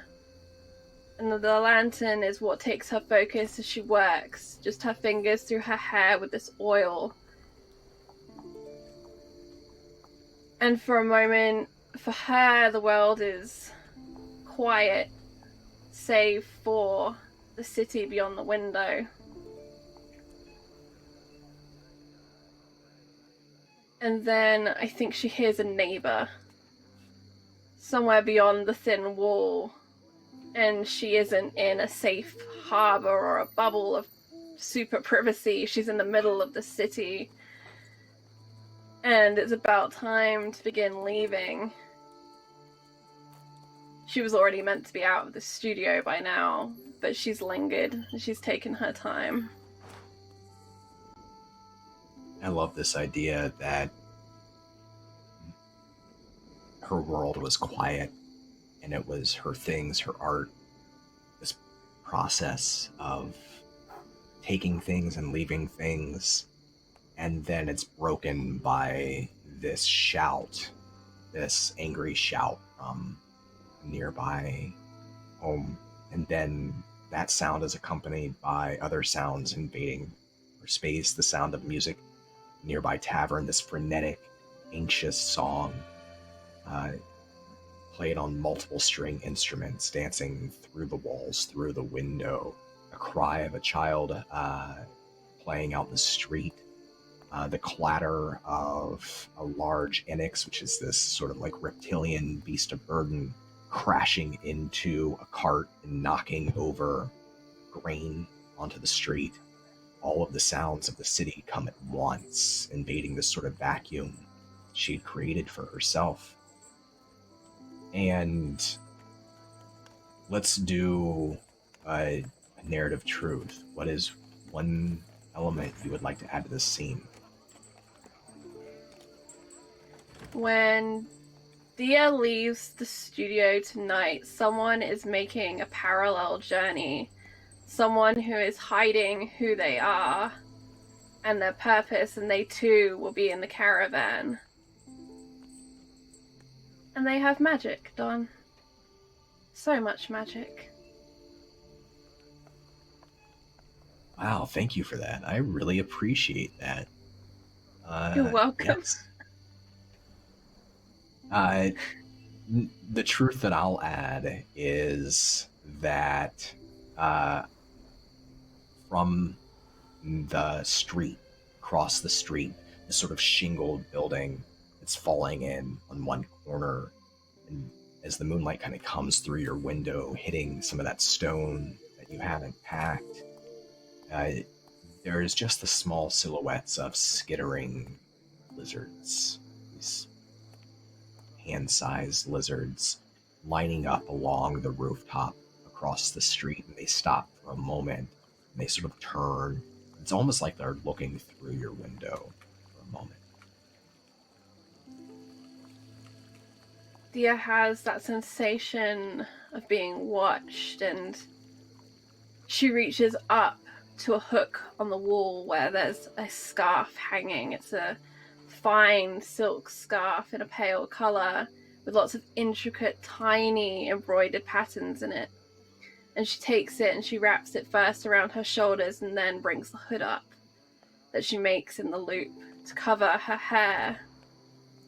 She keeps turning back to that window, and before she picks up her things to go, she opens up a small box, and it's something that had been gifted to her by a friend.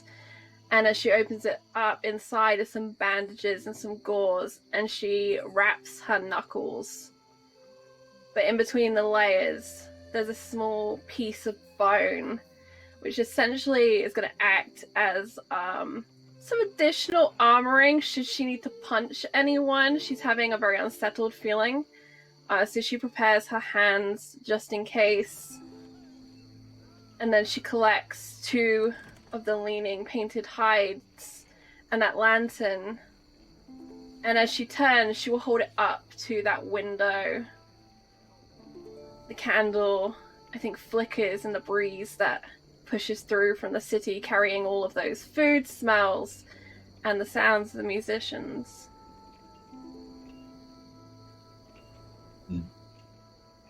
As the breeze, for just a moment, kind of touches your face, you have that lantern. The lantern flickers just for a moment, this sort of like pale blue light. And it shakes in your hand and then stops. Roll me, let's call it a perception check. First roll. Very excited. Yeah. It's a 19. A 19. So there's a moment where, Dia, you're distracted as your lantern rattles a little bit. Your scarf is covering most of your face, and those lizards are still perched across the street up above on the rooftop. And then you see, just out of the corner of your eye, it's this figure that's head is down, also cowled with a heavy, large hood that covers their entire face. And they've got their arms crossed over their body, but they're moving very quickly across the street. And a moment before they change directions to come straight at you, you notice, just with a glint of moonlight from above, flash off of a dagger they're concealing in their right hand. In a burst of speed, she's through her studio door, the lantern, I think, swinging slightly cumbersome at her side, but her feet are light. and she ends up sliding down the banister to the next landing as she's trying to make haste to the street to come to an intersection where she'll be able to see that figure more clearly. And so you burst out through the bottom door onto the street itself, and roll me another perception check. Okay. 18. That's good. That's really good. You come out through the door and you're looking around the street, and you can see a child running across the street, throwing a ball made out of hay or some sort of grain to another child. Back and forth, they're throwing the ball. The lizards at the top are gone. That figure doesn't appear to be anywhere that you can see.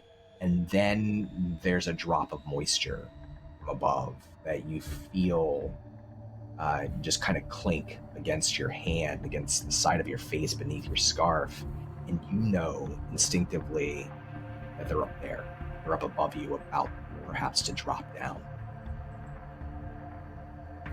Her head turns very slightly up, and then she slides to the side to throw herself against the wall so that if they drop, there is nothing for them to drop on. The quickest of side steps. Quickest of side steps. Yeah, we'll call this a dodge, unless you do have a specific ability you're using, or is this just a sort of dodge action? I think this is just a dodge action. I don't think I have a particular... I'll roll this No attack. risky business slide is written on my sheet. Let's see. That's going to be a natural 1 on their attack. They drop down from above into the spot you were just in. And as they do, you press your body up against the edge. And as they drop, they bounce off of the ground, missing you, and begin to turn towards you. But just with a happenstance, you have positioned yourself in such a way that they can't quite reach you with their dagger. They try, but the dagger hits the side of your wall and snaps a little bit. This sort of obsidian of blade chips from the force of the attack, and they're overextended and unable to hit you. And you have a moment right here where you can fight or flight or do something else.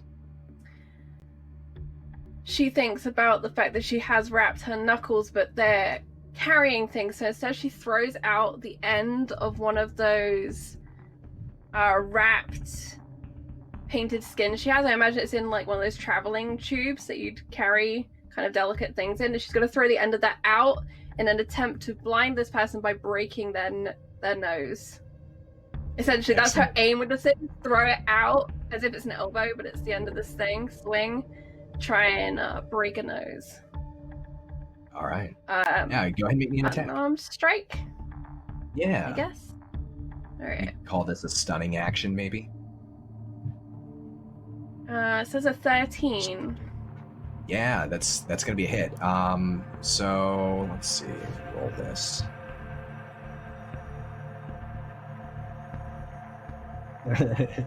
So 1 on the Constitution saving throw. So yeah, you throw out your elbow and it catches their nose and it explodes, and you can see the blood go into their face.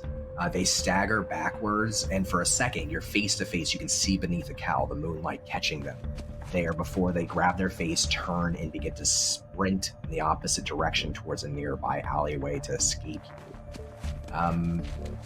Is there anything you do in that moment? Do you try to get a better look? Do you try to stop them? I would like to use my extra attack to attempt to trip them as they turn. She'd like to take the moment to get who this is, but she just smashed them in the face, and she can see that they're now in rabbit escape mode, and she's like, Nah. not having it. So out comes her foot.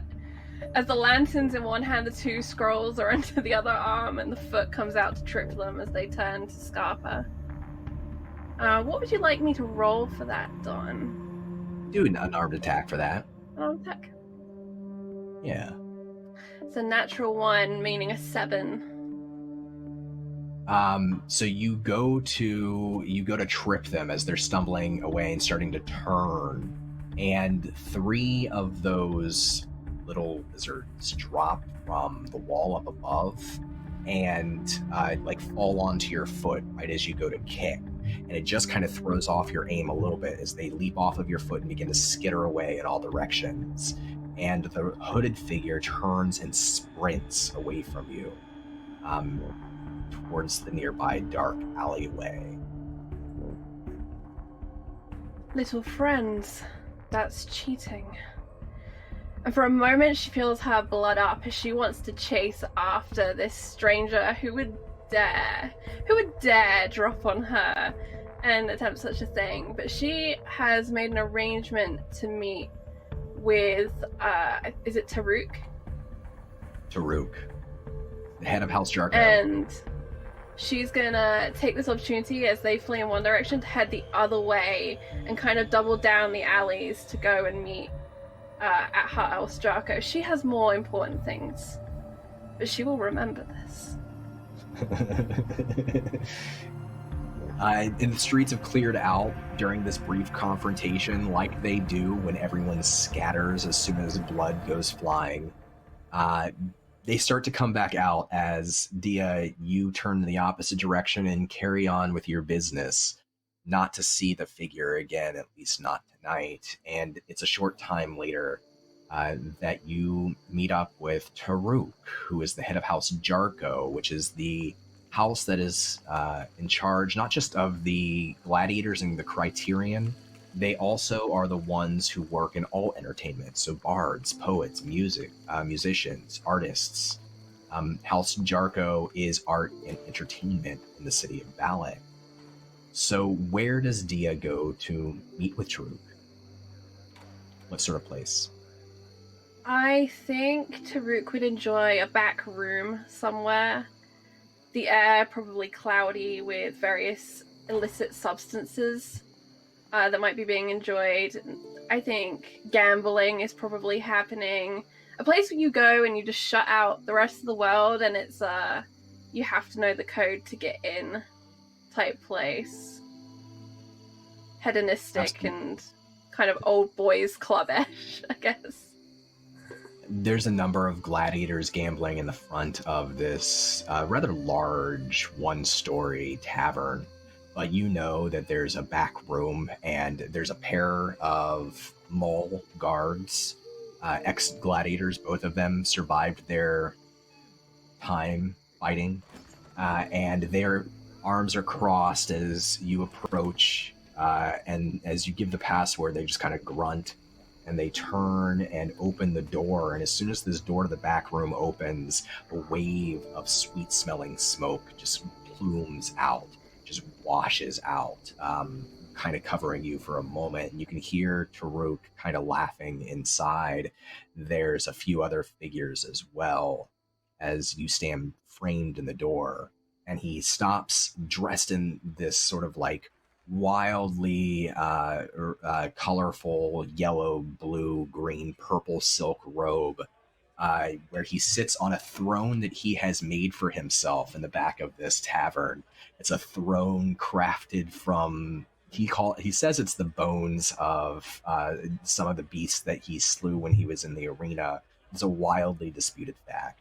But he sits on this throne drinking his goblet of wine, and he stops when he sees you there, and he sort of claps his hands and waves his fingers, and his friends, his gladiator friends, all excuse themselves, trying to file past you. She'll stand to the side so they can pass and take this opportunity to wipe that speck that had fallen on her cheek off as best she can, trying not to get it on the scarf that she is wearing. And she'll run it kind of almost over her fingers.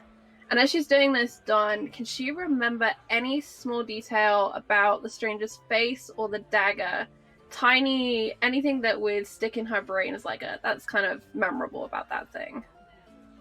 Yeah, absolutely. Give me an insight check, or, well, I'll give you a choice. Mm-hmm. Give me an insight check if you're trying to remember something about their face. Give me a politics check if it's the dagger that she's trying to remember. Ooh. How do I roll politics, Don? Oh, so in our roll 20, it's religion. Religion is your politics skill. Got it. There are no gods in Dark Sun, but there are plenty of politics. Technically, she would be stronger attempting to remember the face, but I think the dagger was the insult, so she's going to think about that. The face has a broken nose, there's going to be bruising, that's something that she can make a note of, but the dagger, I think, is what she'll think about. As she recalls the blood dripping onto her cheek, or the liquid or whatever it is that came down from the roof. 16. That's pretty good. Your dice rolls have been great so far. So, with a 16 with your politics roll, this was an obsidian dagger, pretty standard, but the hilt itself was a little more ornamental than most. It had this bone handle, and on the center of it, this wooden piece, right in the center of the hilt, that had a sigil carved in it. That sigil, now that Dia's thinking about it, is these two red bestial eyes, like something that you would see of terror out in the desert. These two red eyes surrounded by a black field. And with a 16, Dia, you would know that it is the sigil of House Salaxa. House Salaxa is one of the most powerful merchant houses in the world, but they are not allowed to do business in Balic. They have their fingers in other cities, other places, and while you might not know all of the political structure of House Salaxa, you would know that they deal in blackmail, espionage, assassination. They do other houses' dirty work oftentimes, and their own dirty work too. As the gladiators clear out and she's done with her recollection, she straightens, takes a breath, and walks to join Taruk, perching on the edge of the table before his throne, pulls down the scarf from around her, reaches into a pocket and brings out a needle and thread and begins to kind of just work at one of the ends. So tell me, Taruk, what is our budget? And she's straight into business for the next day. But she's just sewing this intricate tiny pattern to the bottom of this scarf as they have their conversation. Yeah. And Taruk smiles. Taruk is a large Terry, so he's a ratkin, a rat folk. And most rat folk, most Terry are very small compared to some of the other common races, but Taruk is tall and very muscular. He's built more like a maul. He's very unique in that way, and but right now he's stretched back with just his robe on his throne, and he's sloshing around his wine, and he says, I hate to talk about budgets. Please, just whatever you think is appropriate. There's already other things for me to worry about. As you wish, Taruk. If you do indeed trust me to set the budget, then I shall. Should I not trust you? Is there a reason not to trust you? I think that is something you should have thought about before we made our agreement. And I believe you have. Otherwise you would not have made our agreement.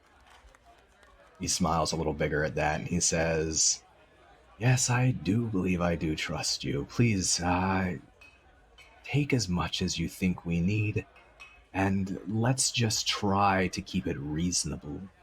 I need someone who can give excuses to our gladiators and our soldiers, our guards.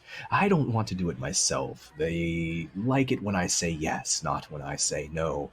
But you can be my no. How's that sound? You are the king, and I am the counting house. Nobody's ever called me a king before. He kind of considers it a bit. No. Is there anything you need before we go? Is there anything I can do for you? I'm sure you must have had time to prepare, but there's always things that slip by the wayside. I would appreciate an escort tomorrow to the caravan. I have delicate things that I will be bringing with me, and the hustle and the bustle of the city is inclined to damage. And for tonight, I wouldn't mind enjoying your room. Yeah. Scratches his kind of furry chin and says, what would you like to do? Gamble? Drink? Yes. He smiles broadly and says, I'll make sure that Horsun goes with you tomorrow. He'll be a fine guide. And as for tonight, everything is on the house. He claps his hands, and a few people filter back into the room, large decanters of liquor. One of them has a large tray with these multicolored chips that are made out of different kinds of inexpensive stone, but they're painted. And they come around to you and Taruk, and he sits up and stretches off of his throne and steps down next to you, finishes his wine and hands it off to somebody, and he says, will you accompany me tonight? I hope so. I hope for tonight I shall watch your money very closely become my money. Well, it's not the worst thing if that happens. I am sure that by the end of this adventure, you'll both be very rich. And he offers you an elbow. And she'll take it, tucking her hand just daintily within. The two of you step through that plume of smoke back into the casino, the gambling den, and tavern beyond. And I imagine that the rest of the night, and you can correct me if I'm wrong, is just a wild stir of hard-to-remember events, a lot of excitement, a lot of yelling individuals, until at some point the night just ends. At least for Taruk. She does what she can to moderate her drinking over the course of the evening, but she's definitely not posing at drinking. She is enjoying herself and engages in the gambling, but she knows that if she stays more sober, she's more likely to win. Roll me, let's call it you can give me any kind of charisma roll. So this could be persuasion or deception or performance. I will roll one of those things, and I will tell you what I get. That sounds great. 16. 16. Right. You end the night 1,100 copper pieces up, which is a sizable amount of coin in Balic. And I want to say that it's almost all Taruk's. That he took a dive as the night went on. He just kept going. And he just kept going. And for his part, he didn't seem to mind too much. But you end up, you can store that in your character sheet. And is there one final moment, one final memory for Dia she sort of holds on to about this last night in Balic? I think near the end of the night, someone she knows comes into this gambling house, and she watches them from another table, but they don't see her, or if they do, they don't acknowledge her. And she does what she can not to give away that she's seen them, or that they are of any importance to her.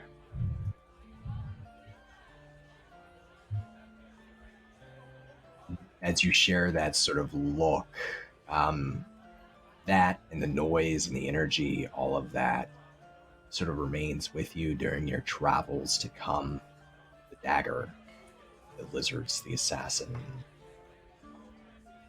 And then your night ends, and a new day will begin in Balic. But in the meantime, before we bring everyone together and begin our caravan, let's go to a little break. Stick around, folks. We'll be back in just a few minutes.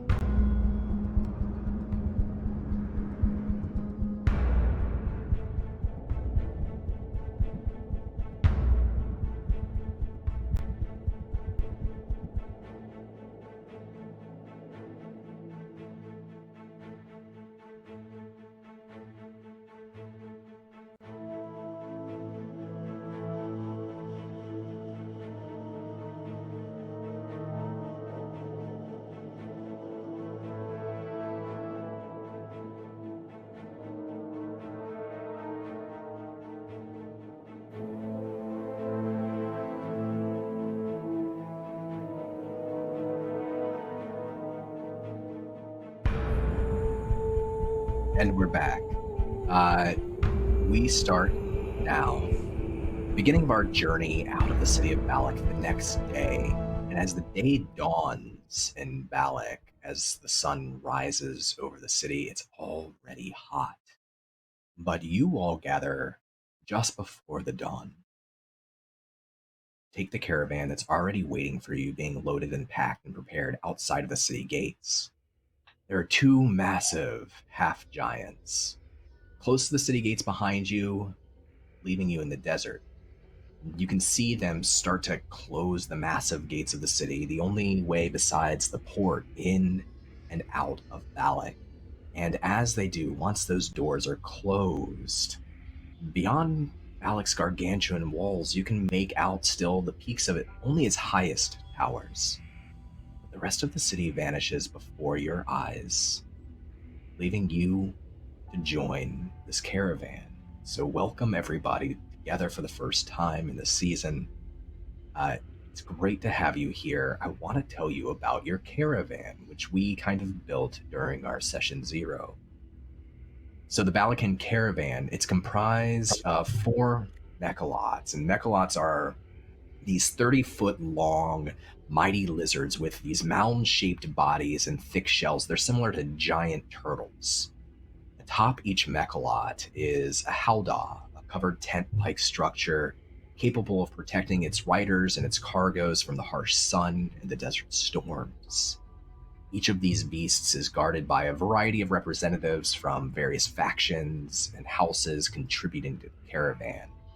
And so we have howdah flying the banner of House Akasha, which is a bronze thorny acacia tree on an indigo field. We have one flying the banner of House Sereno, which is a blue hummingbird over a white and gold background.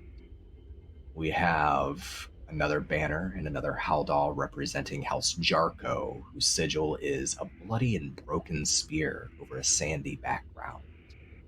We have the supply howdah, supplied by the village of Valeri, which their banner are 5 bamboo shoots, these green shoots going up within a crimson ring over a white field that, with the storms of silt and sand, has become yellow and dirty over time.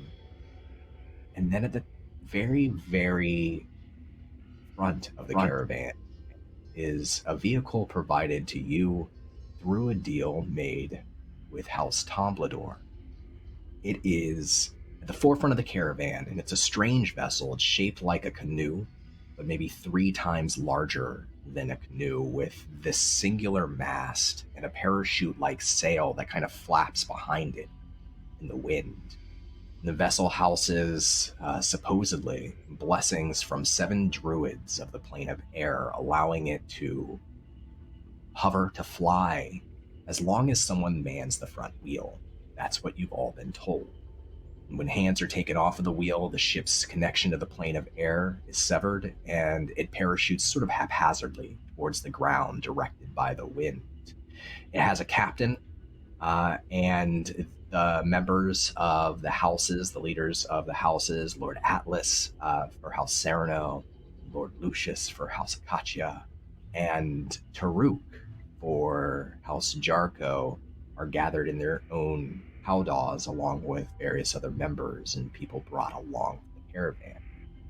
So real quick, I just want to go around, and my question to each of you is, what's it look like for your characters? They join the caravan, and where in the caravan do they go? Do they sit in a specific howdah? Do they sit in the ship? Where are they going? And let's start with, we'll do opposite order. Let's do Dia and Horsun, who is with Dia.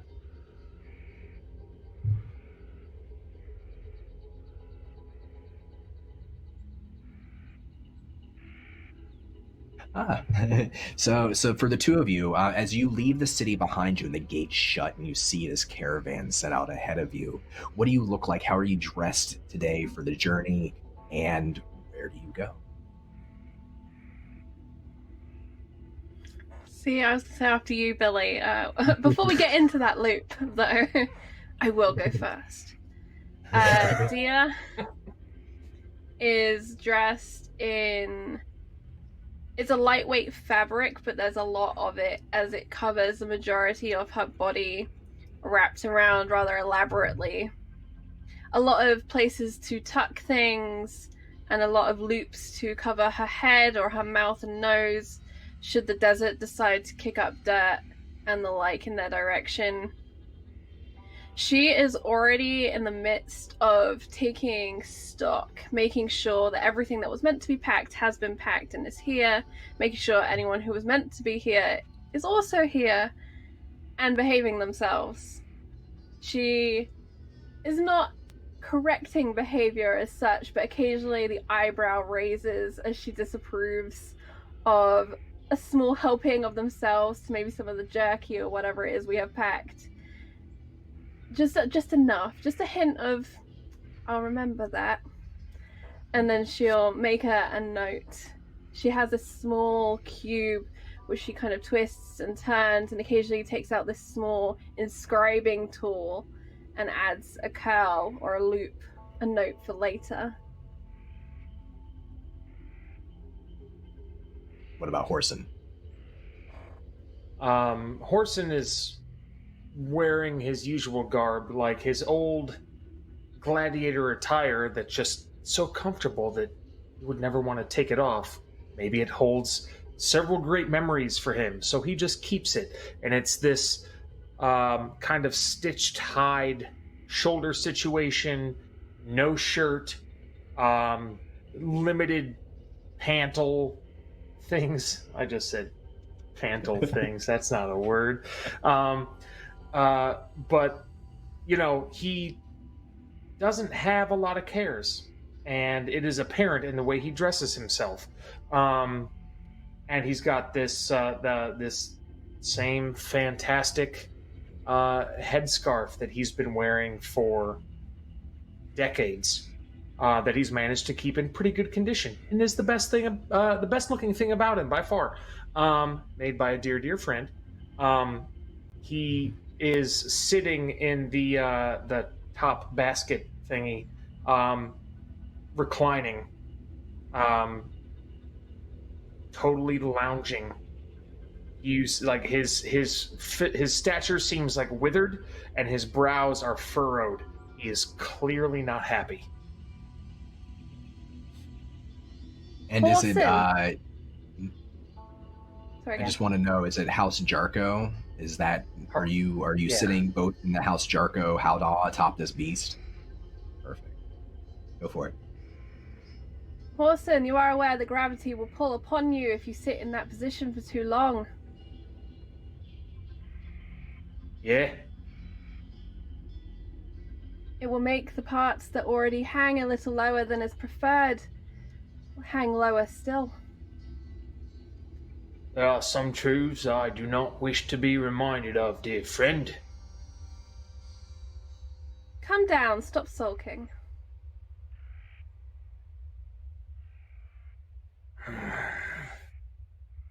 This is only because you got me that wine. No, it is only because I asked you to. He looks up skyward and makes a strange bellowing noise and pushes himself up and descends and approaches Dia. Yeah. What can I do for you? How about a hug and a greeting for an old friend before you get so smelly from the road that I can't bear to be within range of you? And she holds her arms up. That is the assumption that I'm not already smelly to begin with. I'll risk it. And she'll embrace her friend. And he'll keep the hug for just a second longer. I was like, well, yeah, is it? Am I smelly? Could be worse. And I imagine Horson is the type to hug properly, and there's a slight squeeze at her ribs from the embrace, and and it's just caught her and winded her ever so slightly. Your back cracks all the way down. Billy. Anyway. So, as you embrace in front of this Haldal now, this one has the Haldal that's made of crimson and purple silks. It's wrapped in this expensive aluminum chain, which is rare. Metal's rare in Dark Sun, but House Jarko has afforded it for this trip for extra protection.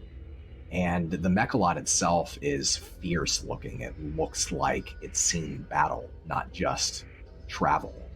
And the House Jarko Haldal is guarded by 5 other gladiators of various ages and races, all riding Krodlu, these sort of fast reptilian, they're sort of like reptile ostriches with short forearms. Look a little bit like dinosaurs. And you can hear from above the groan of a hungover Taruk as he sort of stumbles to the front of the Haldal and pushes on the one who's manning the riding whips. There's a crack of the whip, and very slowly, House Jarko begins to move. The 2 of you outside of it. Is your intention to go on foot, or are you trying to climb back up? I imagine Dia's gaze goes up for a second as if she's thinking about climbing back up. And she sighs as it sets off without them. Go ahead, Billy.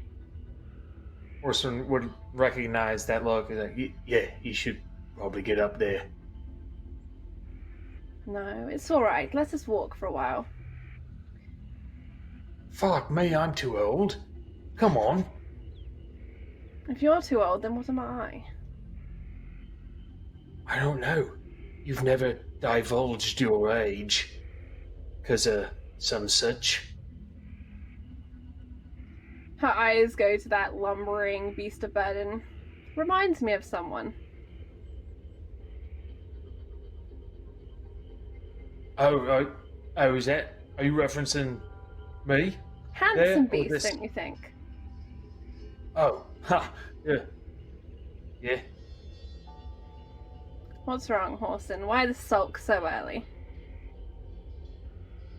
I thought you'd like an adventure. Well, you're wrong. I wouldn't. I want to go home. What's I don't know any of these people. Several things, which are personal. But I like it better than the things I don't know, which is everything outside of Balic, I guess. But isn't everything you know now something that you didn't know before? At one point. I mean, yeah, but it doesn't make me feel any better. Still that fearsome Horsun who fears nothing in the arena. But let's not bring up the arena, guy. I'd like to think I've changed. I'm not that person anymore. Oh. Well, who are you now then? Actions speak louder than words, so I guess you'll just have to wait around and find out. But right now, I'm grumpy, and I'm hungry, and I want to go home. And you'll be dopey and sneezy by the end of the night, I'm sure. What is that a reference to some? Should I know what that means? There's another crack of the whip as the Mechalot begins to pick up pace a little bit, and some of the other Mechalots and the Haldals are beginning to rock and move along this very well-maintained road, each of them flanked by their own set of guards and riders. And as this conversation's going on and the journey sets off for House Jarko, let's go to everyone else. Let's go to Michael and Ebbo. So for Ebbo, what does he look like today as he set off for this journey? Does he look different than he did the night before? And which Haldor, or the ship in the front, the sort of parachute sailing, floating ship, where does he go? What does he ride in? I think that he would ride in House Ceranos with Akasha's permission, or with Lord Atlas's permission to ride there, with having the Villery like supply caravan close in tow with the House Ceranos caravan. Absolutely. So the Villery supply Haldor is it's covered with this uncolored cloth. It's riding atop a much slower, older mechalot. It's definitely seen its years and many trips. Guarded by one of House Jarko's best, most prominent ex-gladiators, this thri-kreen named Atop, who's sort of very close friends with Taruk, and 5 other thri-kreen as well. These are all riding kanks. Kanks are these sort of buffalo-sized insectoids. They sort of look like 6-legged spiders mixed with beetles. And they make for very good riding out in the desert because they can travel in many different kinds of terrain, and they're flanking supply Haldor. But Ebbo, Lord Atlas would be happy to invite you up into House Ceranos for at least this leg of the journey.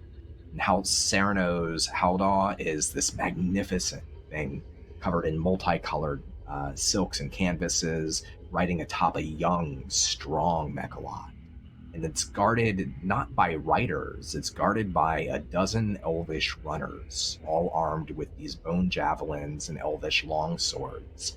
And once they get moving, once they start running through the sand and down this road, you know that elves can keep up with any beast, and they'll never tire. They can run forever. So let's bring in Akasha and Christina as well. In the House Sereno Haldor, in House Sereno part of the caravan, how is Akasha dressed and prepared today for the first leg of the journey? Akasha is dressed in full pirate garb as she sees it, as if she is going, but it's, as she said, is a very strong leadership outfit.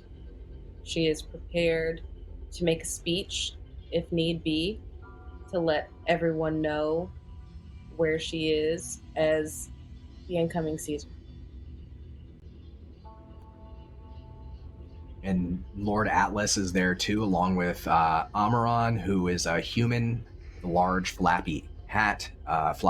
He's one of the servants of House Sereno, one of the workers who works very closely with Lord Atlas and Akasha, and several other servants as well.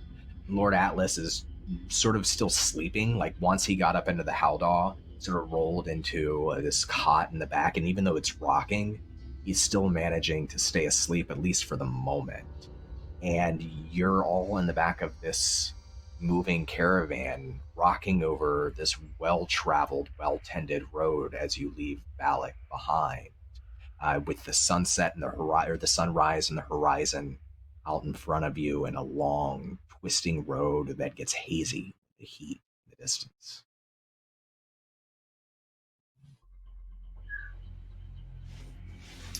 Hello. I look around. I kind of look on the Haldor that I'm on, and I look towards the caravan that's kind of in tandem with this Haldor from my village of Villery, and I kind of like, I don't say it directly to someone. It's kind of like the old man thing where they just kind of like talk out loud and like process their thoughts. And he's like, "Oh, this is magnificent. This is quite a way to ride, and you should do this more often." And he's dressed in a way that he looks very comfortable. He looked like he was ready to walk the entire journey, in a sense. Dressed similar to how he was last night. in very comfy, loose clothing, and just kind of like enjoying, in a weird way, like the warm breeze that's just, you know, passing through the hall that he's currently on. He just Ebbo wanted to check out what a really nice huddle would look like.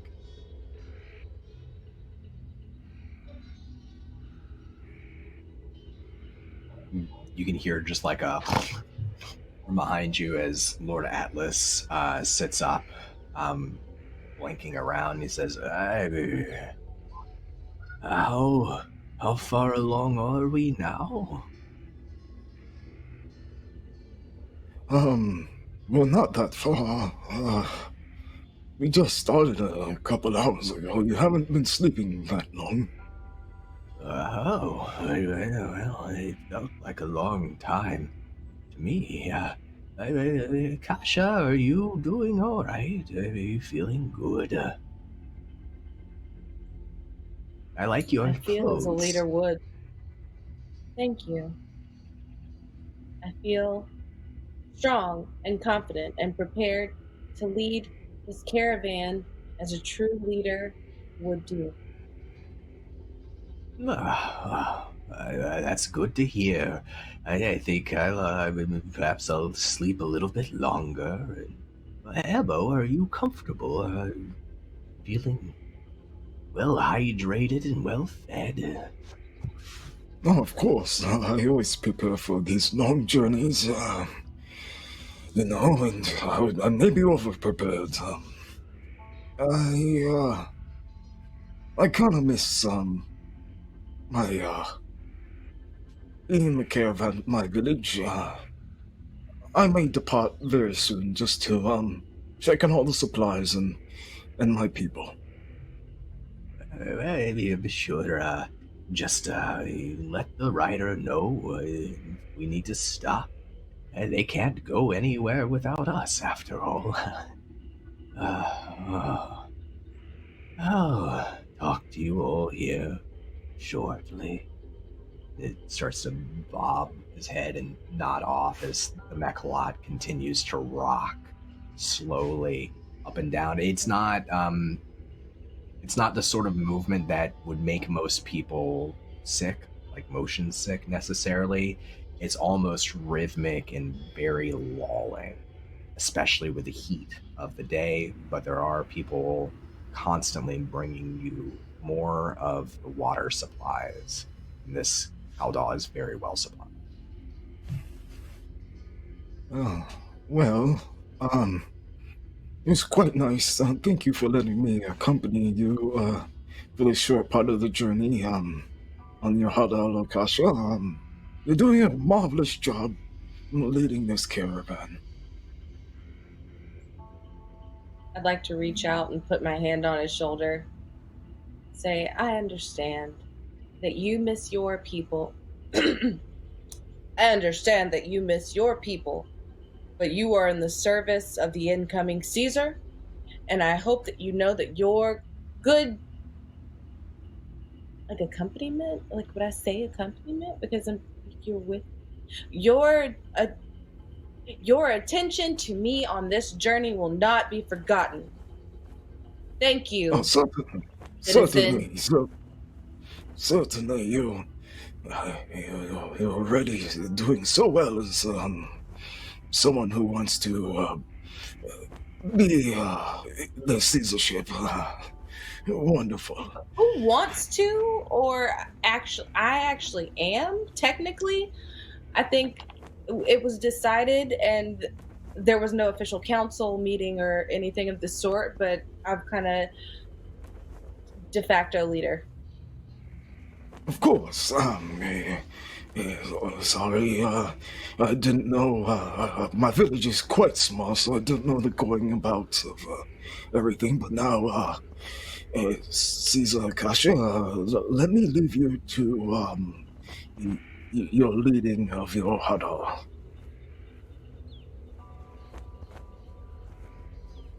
Do you like food? Oh, of course. whatever you have is wonderful. Yes, I quite enjoy my food. Kasha looks around and she goes and she undoes this scarf and she's like squirreled away 2 little pieces of meat pie. She like extends one to him. Says these are the best thing, and I couldn't have imagined going an extended period of time without one. But I'll share with you if you'd like. Oh my Feast of gosh, friendship. thank you. Thank you. You're quite, thank you for all your grace, Caesar Akasha. I will not forget this, very, graceful deed. Please, call me your grace. Oh, your grace, yes, of course. Thank you. There's a moment where, as the road turns, the rider has to snap the whip and the Mechalot stops for a second, and there's just a slight jolt, and Lord Atlas, a little bit, almost wakes up and then nods back off. And then the caravan begins to turn and move down a much larger stretch of road as the sun rises higher and higher and the sky gets hotter and hotter. And let's go to Merula. Merula, how is Merula prepared for the journey? How do they look? And where do we find them as the caravan gets underway? We woke up at dawn. It was very early. I don't usually wake up that early. Honestly, I have been prepared as best as I can by my Lord Father, who's actually done adventuring, I suppose this is. A little bit. So I have rather heavier clothes, a little bit more as a windscreen as well against the sand and the silt than the sort of thing that would really be appropriate for city, but it was entirely... I don't really know what I'm doing with travel, to be quite honest. Apart from going to the estate and around there, and into the city, I haven't really traveled at all. So we have what I'm told are enough supplies. So we should be all right. And I've naturally been in the haldol of my house, making sure that Van has everything squared away for my father and that he's comfortable, and I have nothing to do right now, which is strange. There's a lot of nervous energy combined at the same time with not enough sleep. It's not an ideal combination, but one does all sorts of things on adventures, which we said this was, and persevere throughout various circumstances. It's very relatable to me. So on the back of the House Akasha Haldal, which is this gold painted canvas. It is a canvas, a heavier canvas, but it's painted with this sort of metallic sheen. That's sort of faded over time. It was definitely brighter once upon a time than it is now. The Haldal is riding atop an old battle-scarred Mechalot. It's guarded not by a small unit, but by 2 half-giants. These are city guards that have been hired to go along to guard your Haldal, wielding large stone cudgels that are strapped to their backs, each riding an Inix. And an Inix is it's a long, like 16-foot long lizard, similar to sort of a crocodile, but it moves much faster on land, and it has the sort of curved, sharp beak of a bird of prey. They're riding these beasts on either side of your Haldal, which is rocking, and Lord Lucius is here. Your father is dressed in a white toga, brimmed with this sort of golden and black embroidery, this sort of olive leaf-like embroidery. and he has made certain that the writer of the Howdaw has taken a break already, so that he can ride, he can steer this Mechalot. And you're very well supplied, and Van is here too. So your friend, young, and he's been given new clothes, about your age. I imagine Van has like tried to do his hair, like he's put product that he found from the house in his hair to try to make it look more presentable for the beginning of this journey. And he's wide-eyed and smiled and just like leaning out over the Howdaw, staring out of the sand as the Mechalot kind of kicks up sand along the way. You think they'll let us ride one? And he I mean, looks not over. right now, but like while we're traveling, maybe on a stop. Can you make that happen? Do you have that sort of authority?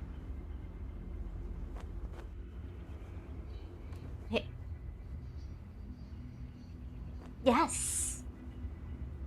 I suppose I do.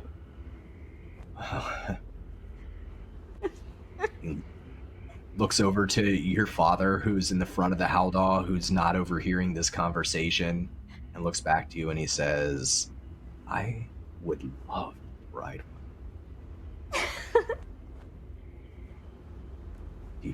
When should we ask? Maybe when we're resting, because we should probably learn how to do it, and not distract them. And while we're waiting, move over here, out of sight. Oh, No, a little more. All right. Come here. All right. What's going on? I found this last night. I want to show Van the hemp knotting that I found. He smiles immediately as he looks down to the hemp knot, which is this colored strand, and he leans in a little bit closer. And he says, I thought I'd lost that. It was yours? It's something that Kylantes showed me. I wanted to tell you, but Kylantes thought it might be dangerous to get you involved. Well, I live a thrilling life of danger. And also, I don't know this one. I didn't even know where to start, and I thought maybe you might know. I didn't think it was yours. It's yours now. You should be more careful with the things you know. It was a challenging night.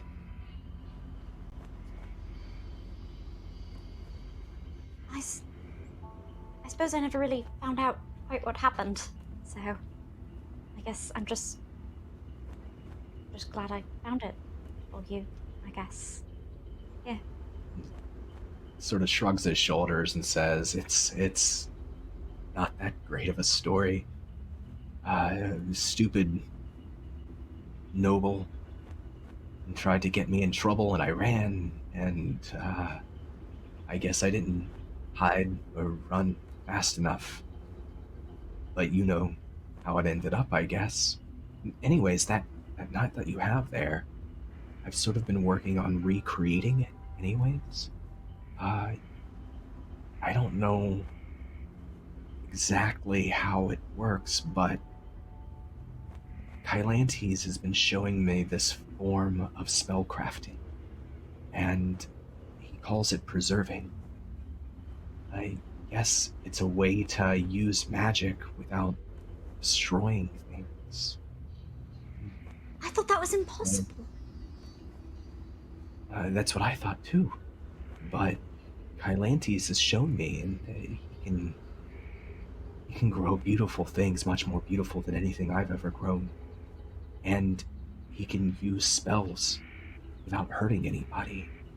And that's what I want to do too.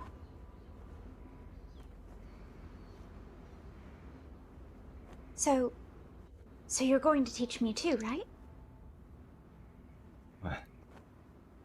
Yeah, of course. Of course, I'll do my best. I don't know if I'm the best teacher, but I'll try. I think you'll be a great teacher. Thank you. Have you been traveling before? No, never outside of Balic. It's sort of strange seeing so much open area, so much desert and land. It's exciting, but I'm a little nervous. I'm gonna mess something up or make your father angry. Oh, he won't get angry, like, loud. He'll just get very quiet and disappointed, and your stomach will fall into your shoes. Judgy? And it will happen. Just prepare yourself. All right. Sure, yeah. I mean, I feel really lucky to be here with you, to get to ride here with you and him. I'll do my very, very best, but we should find somewhere when we camp where we can practice our not work away from people who might be watching us. Well, based on how you hid back then, I think you need some lessons from me.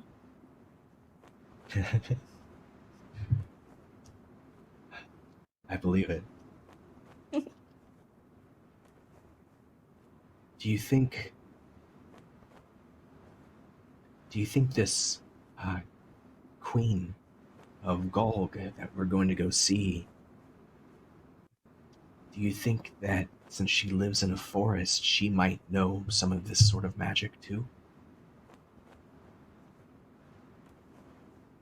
I hadn't even thought of that. I suppose if she's really a sorcerer queen and there's still a forest and everything, then there has to be some way that she's managed it. I mean, you saw when there was that monster and the Caesar came down and did that magic, and then everything died. Sorry, that was a... Anyway, you get my point, right? It's all right. Yeah. I'd never seen anything like that before, and just between us, I sort of hope I never see it again, even if that means Caesar doesn't come back. You can't do treason. What? I mean, no. He looks around now. I'm sorry, I'm messing it up already. I'm very nervous. It's okay if you mess it up with me. I won't tell on you. Thank you. I don't really want to see magic like that either. From the front of the Haldor on the opposite side, as it continues to rock, you hear a crack, a whip, and just a sort of grunt from your father. And Lord Lucius, from where he stands in the front, stops the mechalot, and it begins to turn one foot after the other until it's angled down this dissenting road, this much longer, slightly less well-maintained road. And up to this point, there have been like the occasional riders, even a rare Haldor traveling to Balic in the opposite direction. But as the mechalot turns with the rest of the caravan, all of your new allies, you can see beyond. This road stretches into the haze, into the desert, and there's not a rider or beast that you can see on it as far as your eyes will go.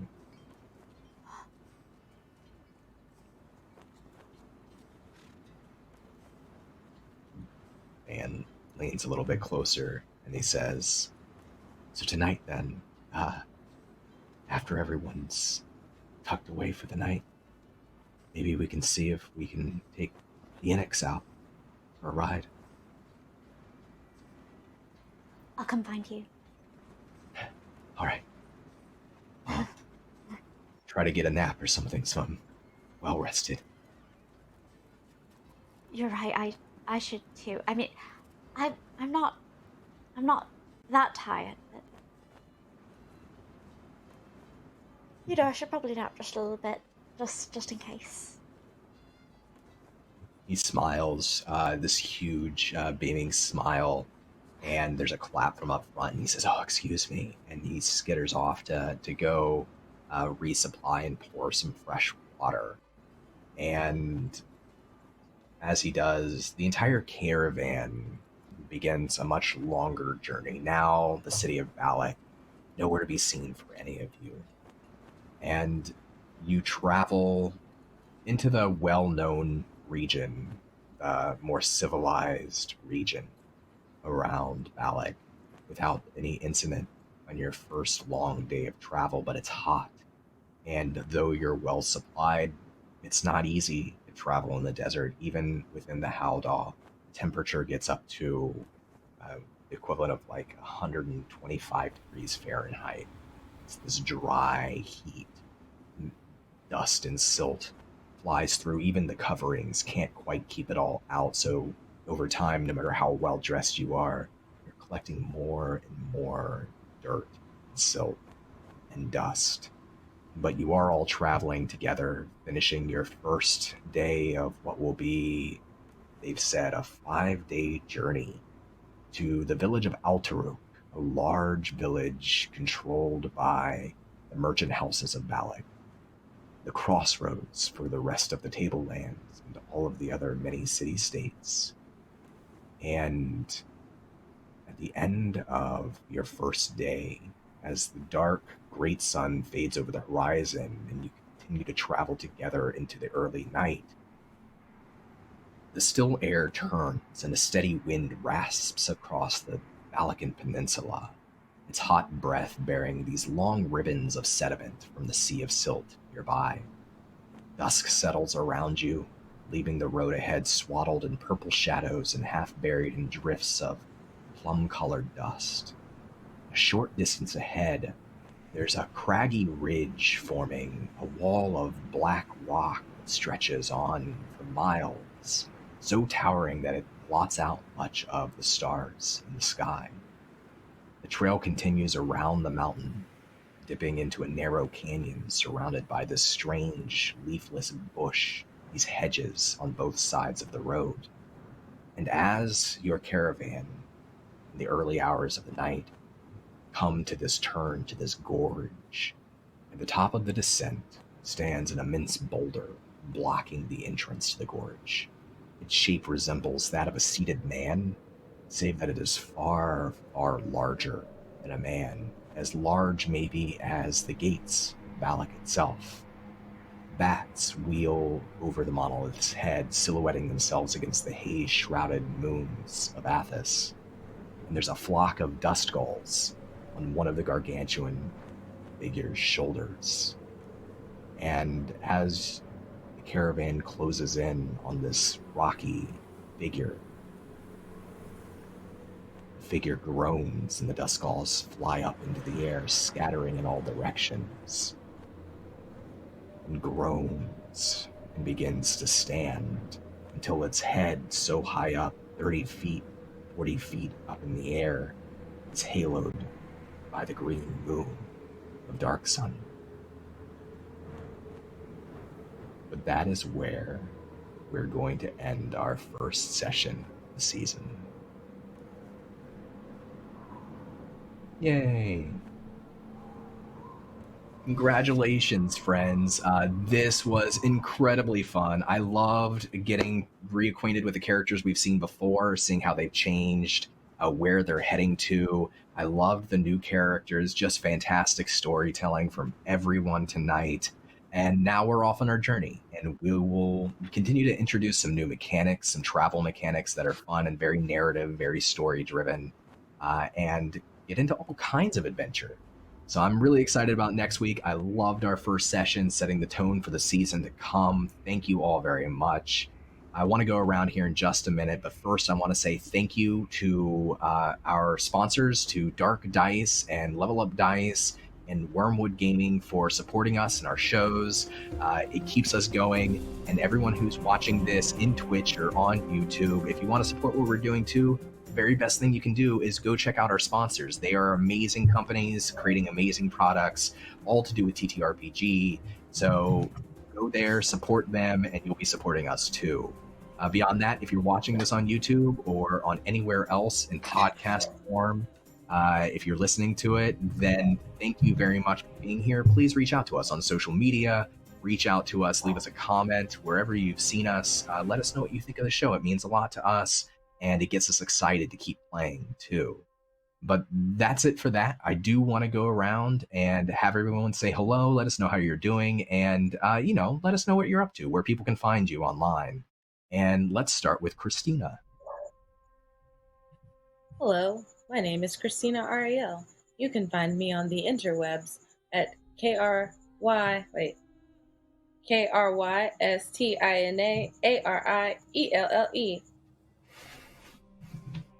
And I play Akasha, aka SHA. Thank you for tuning in. I will see you on the internet. It's Christina. Awesome. Bill. Hello.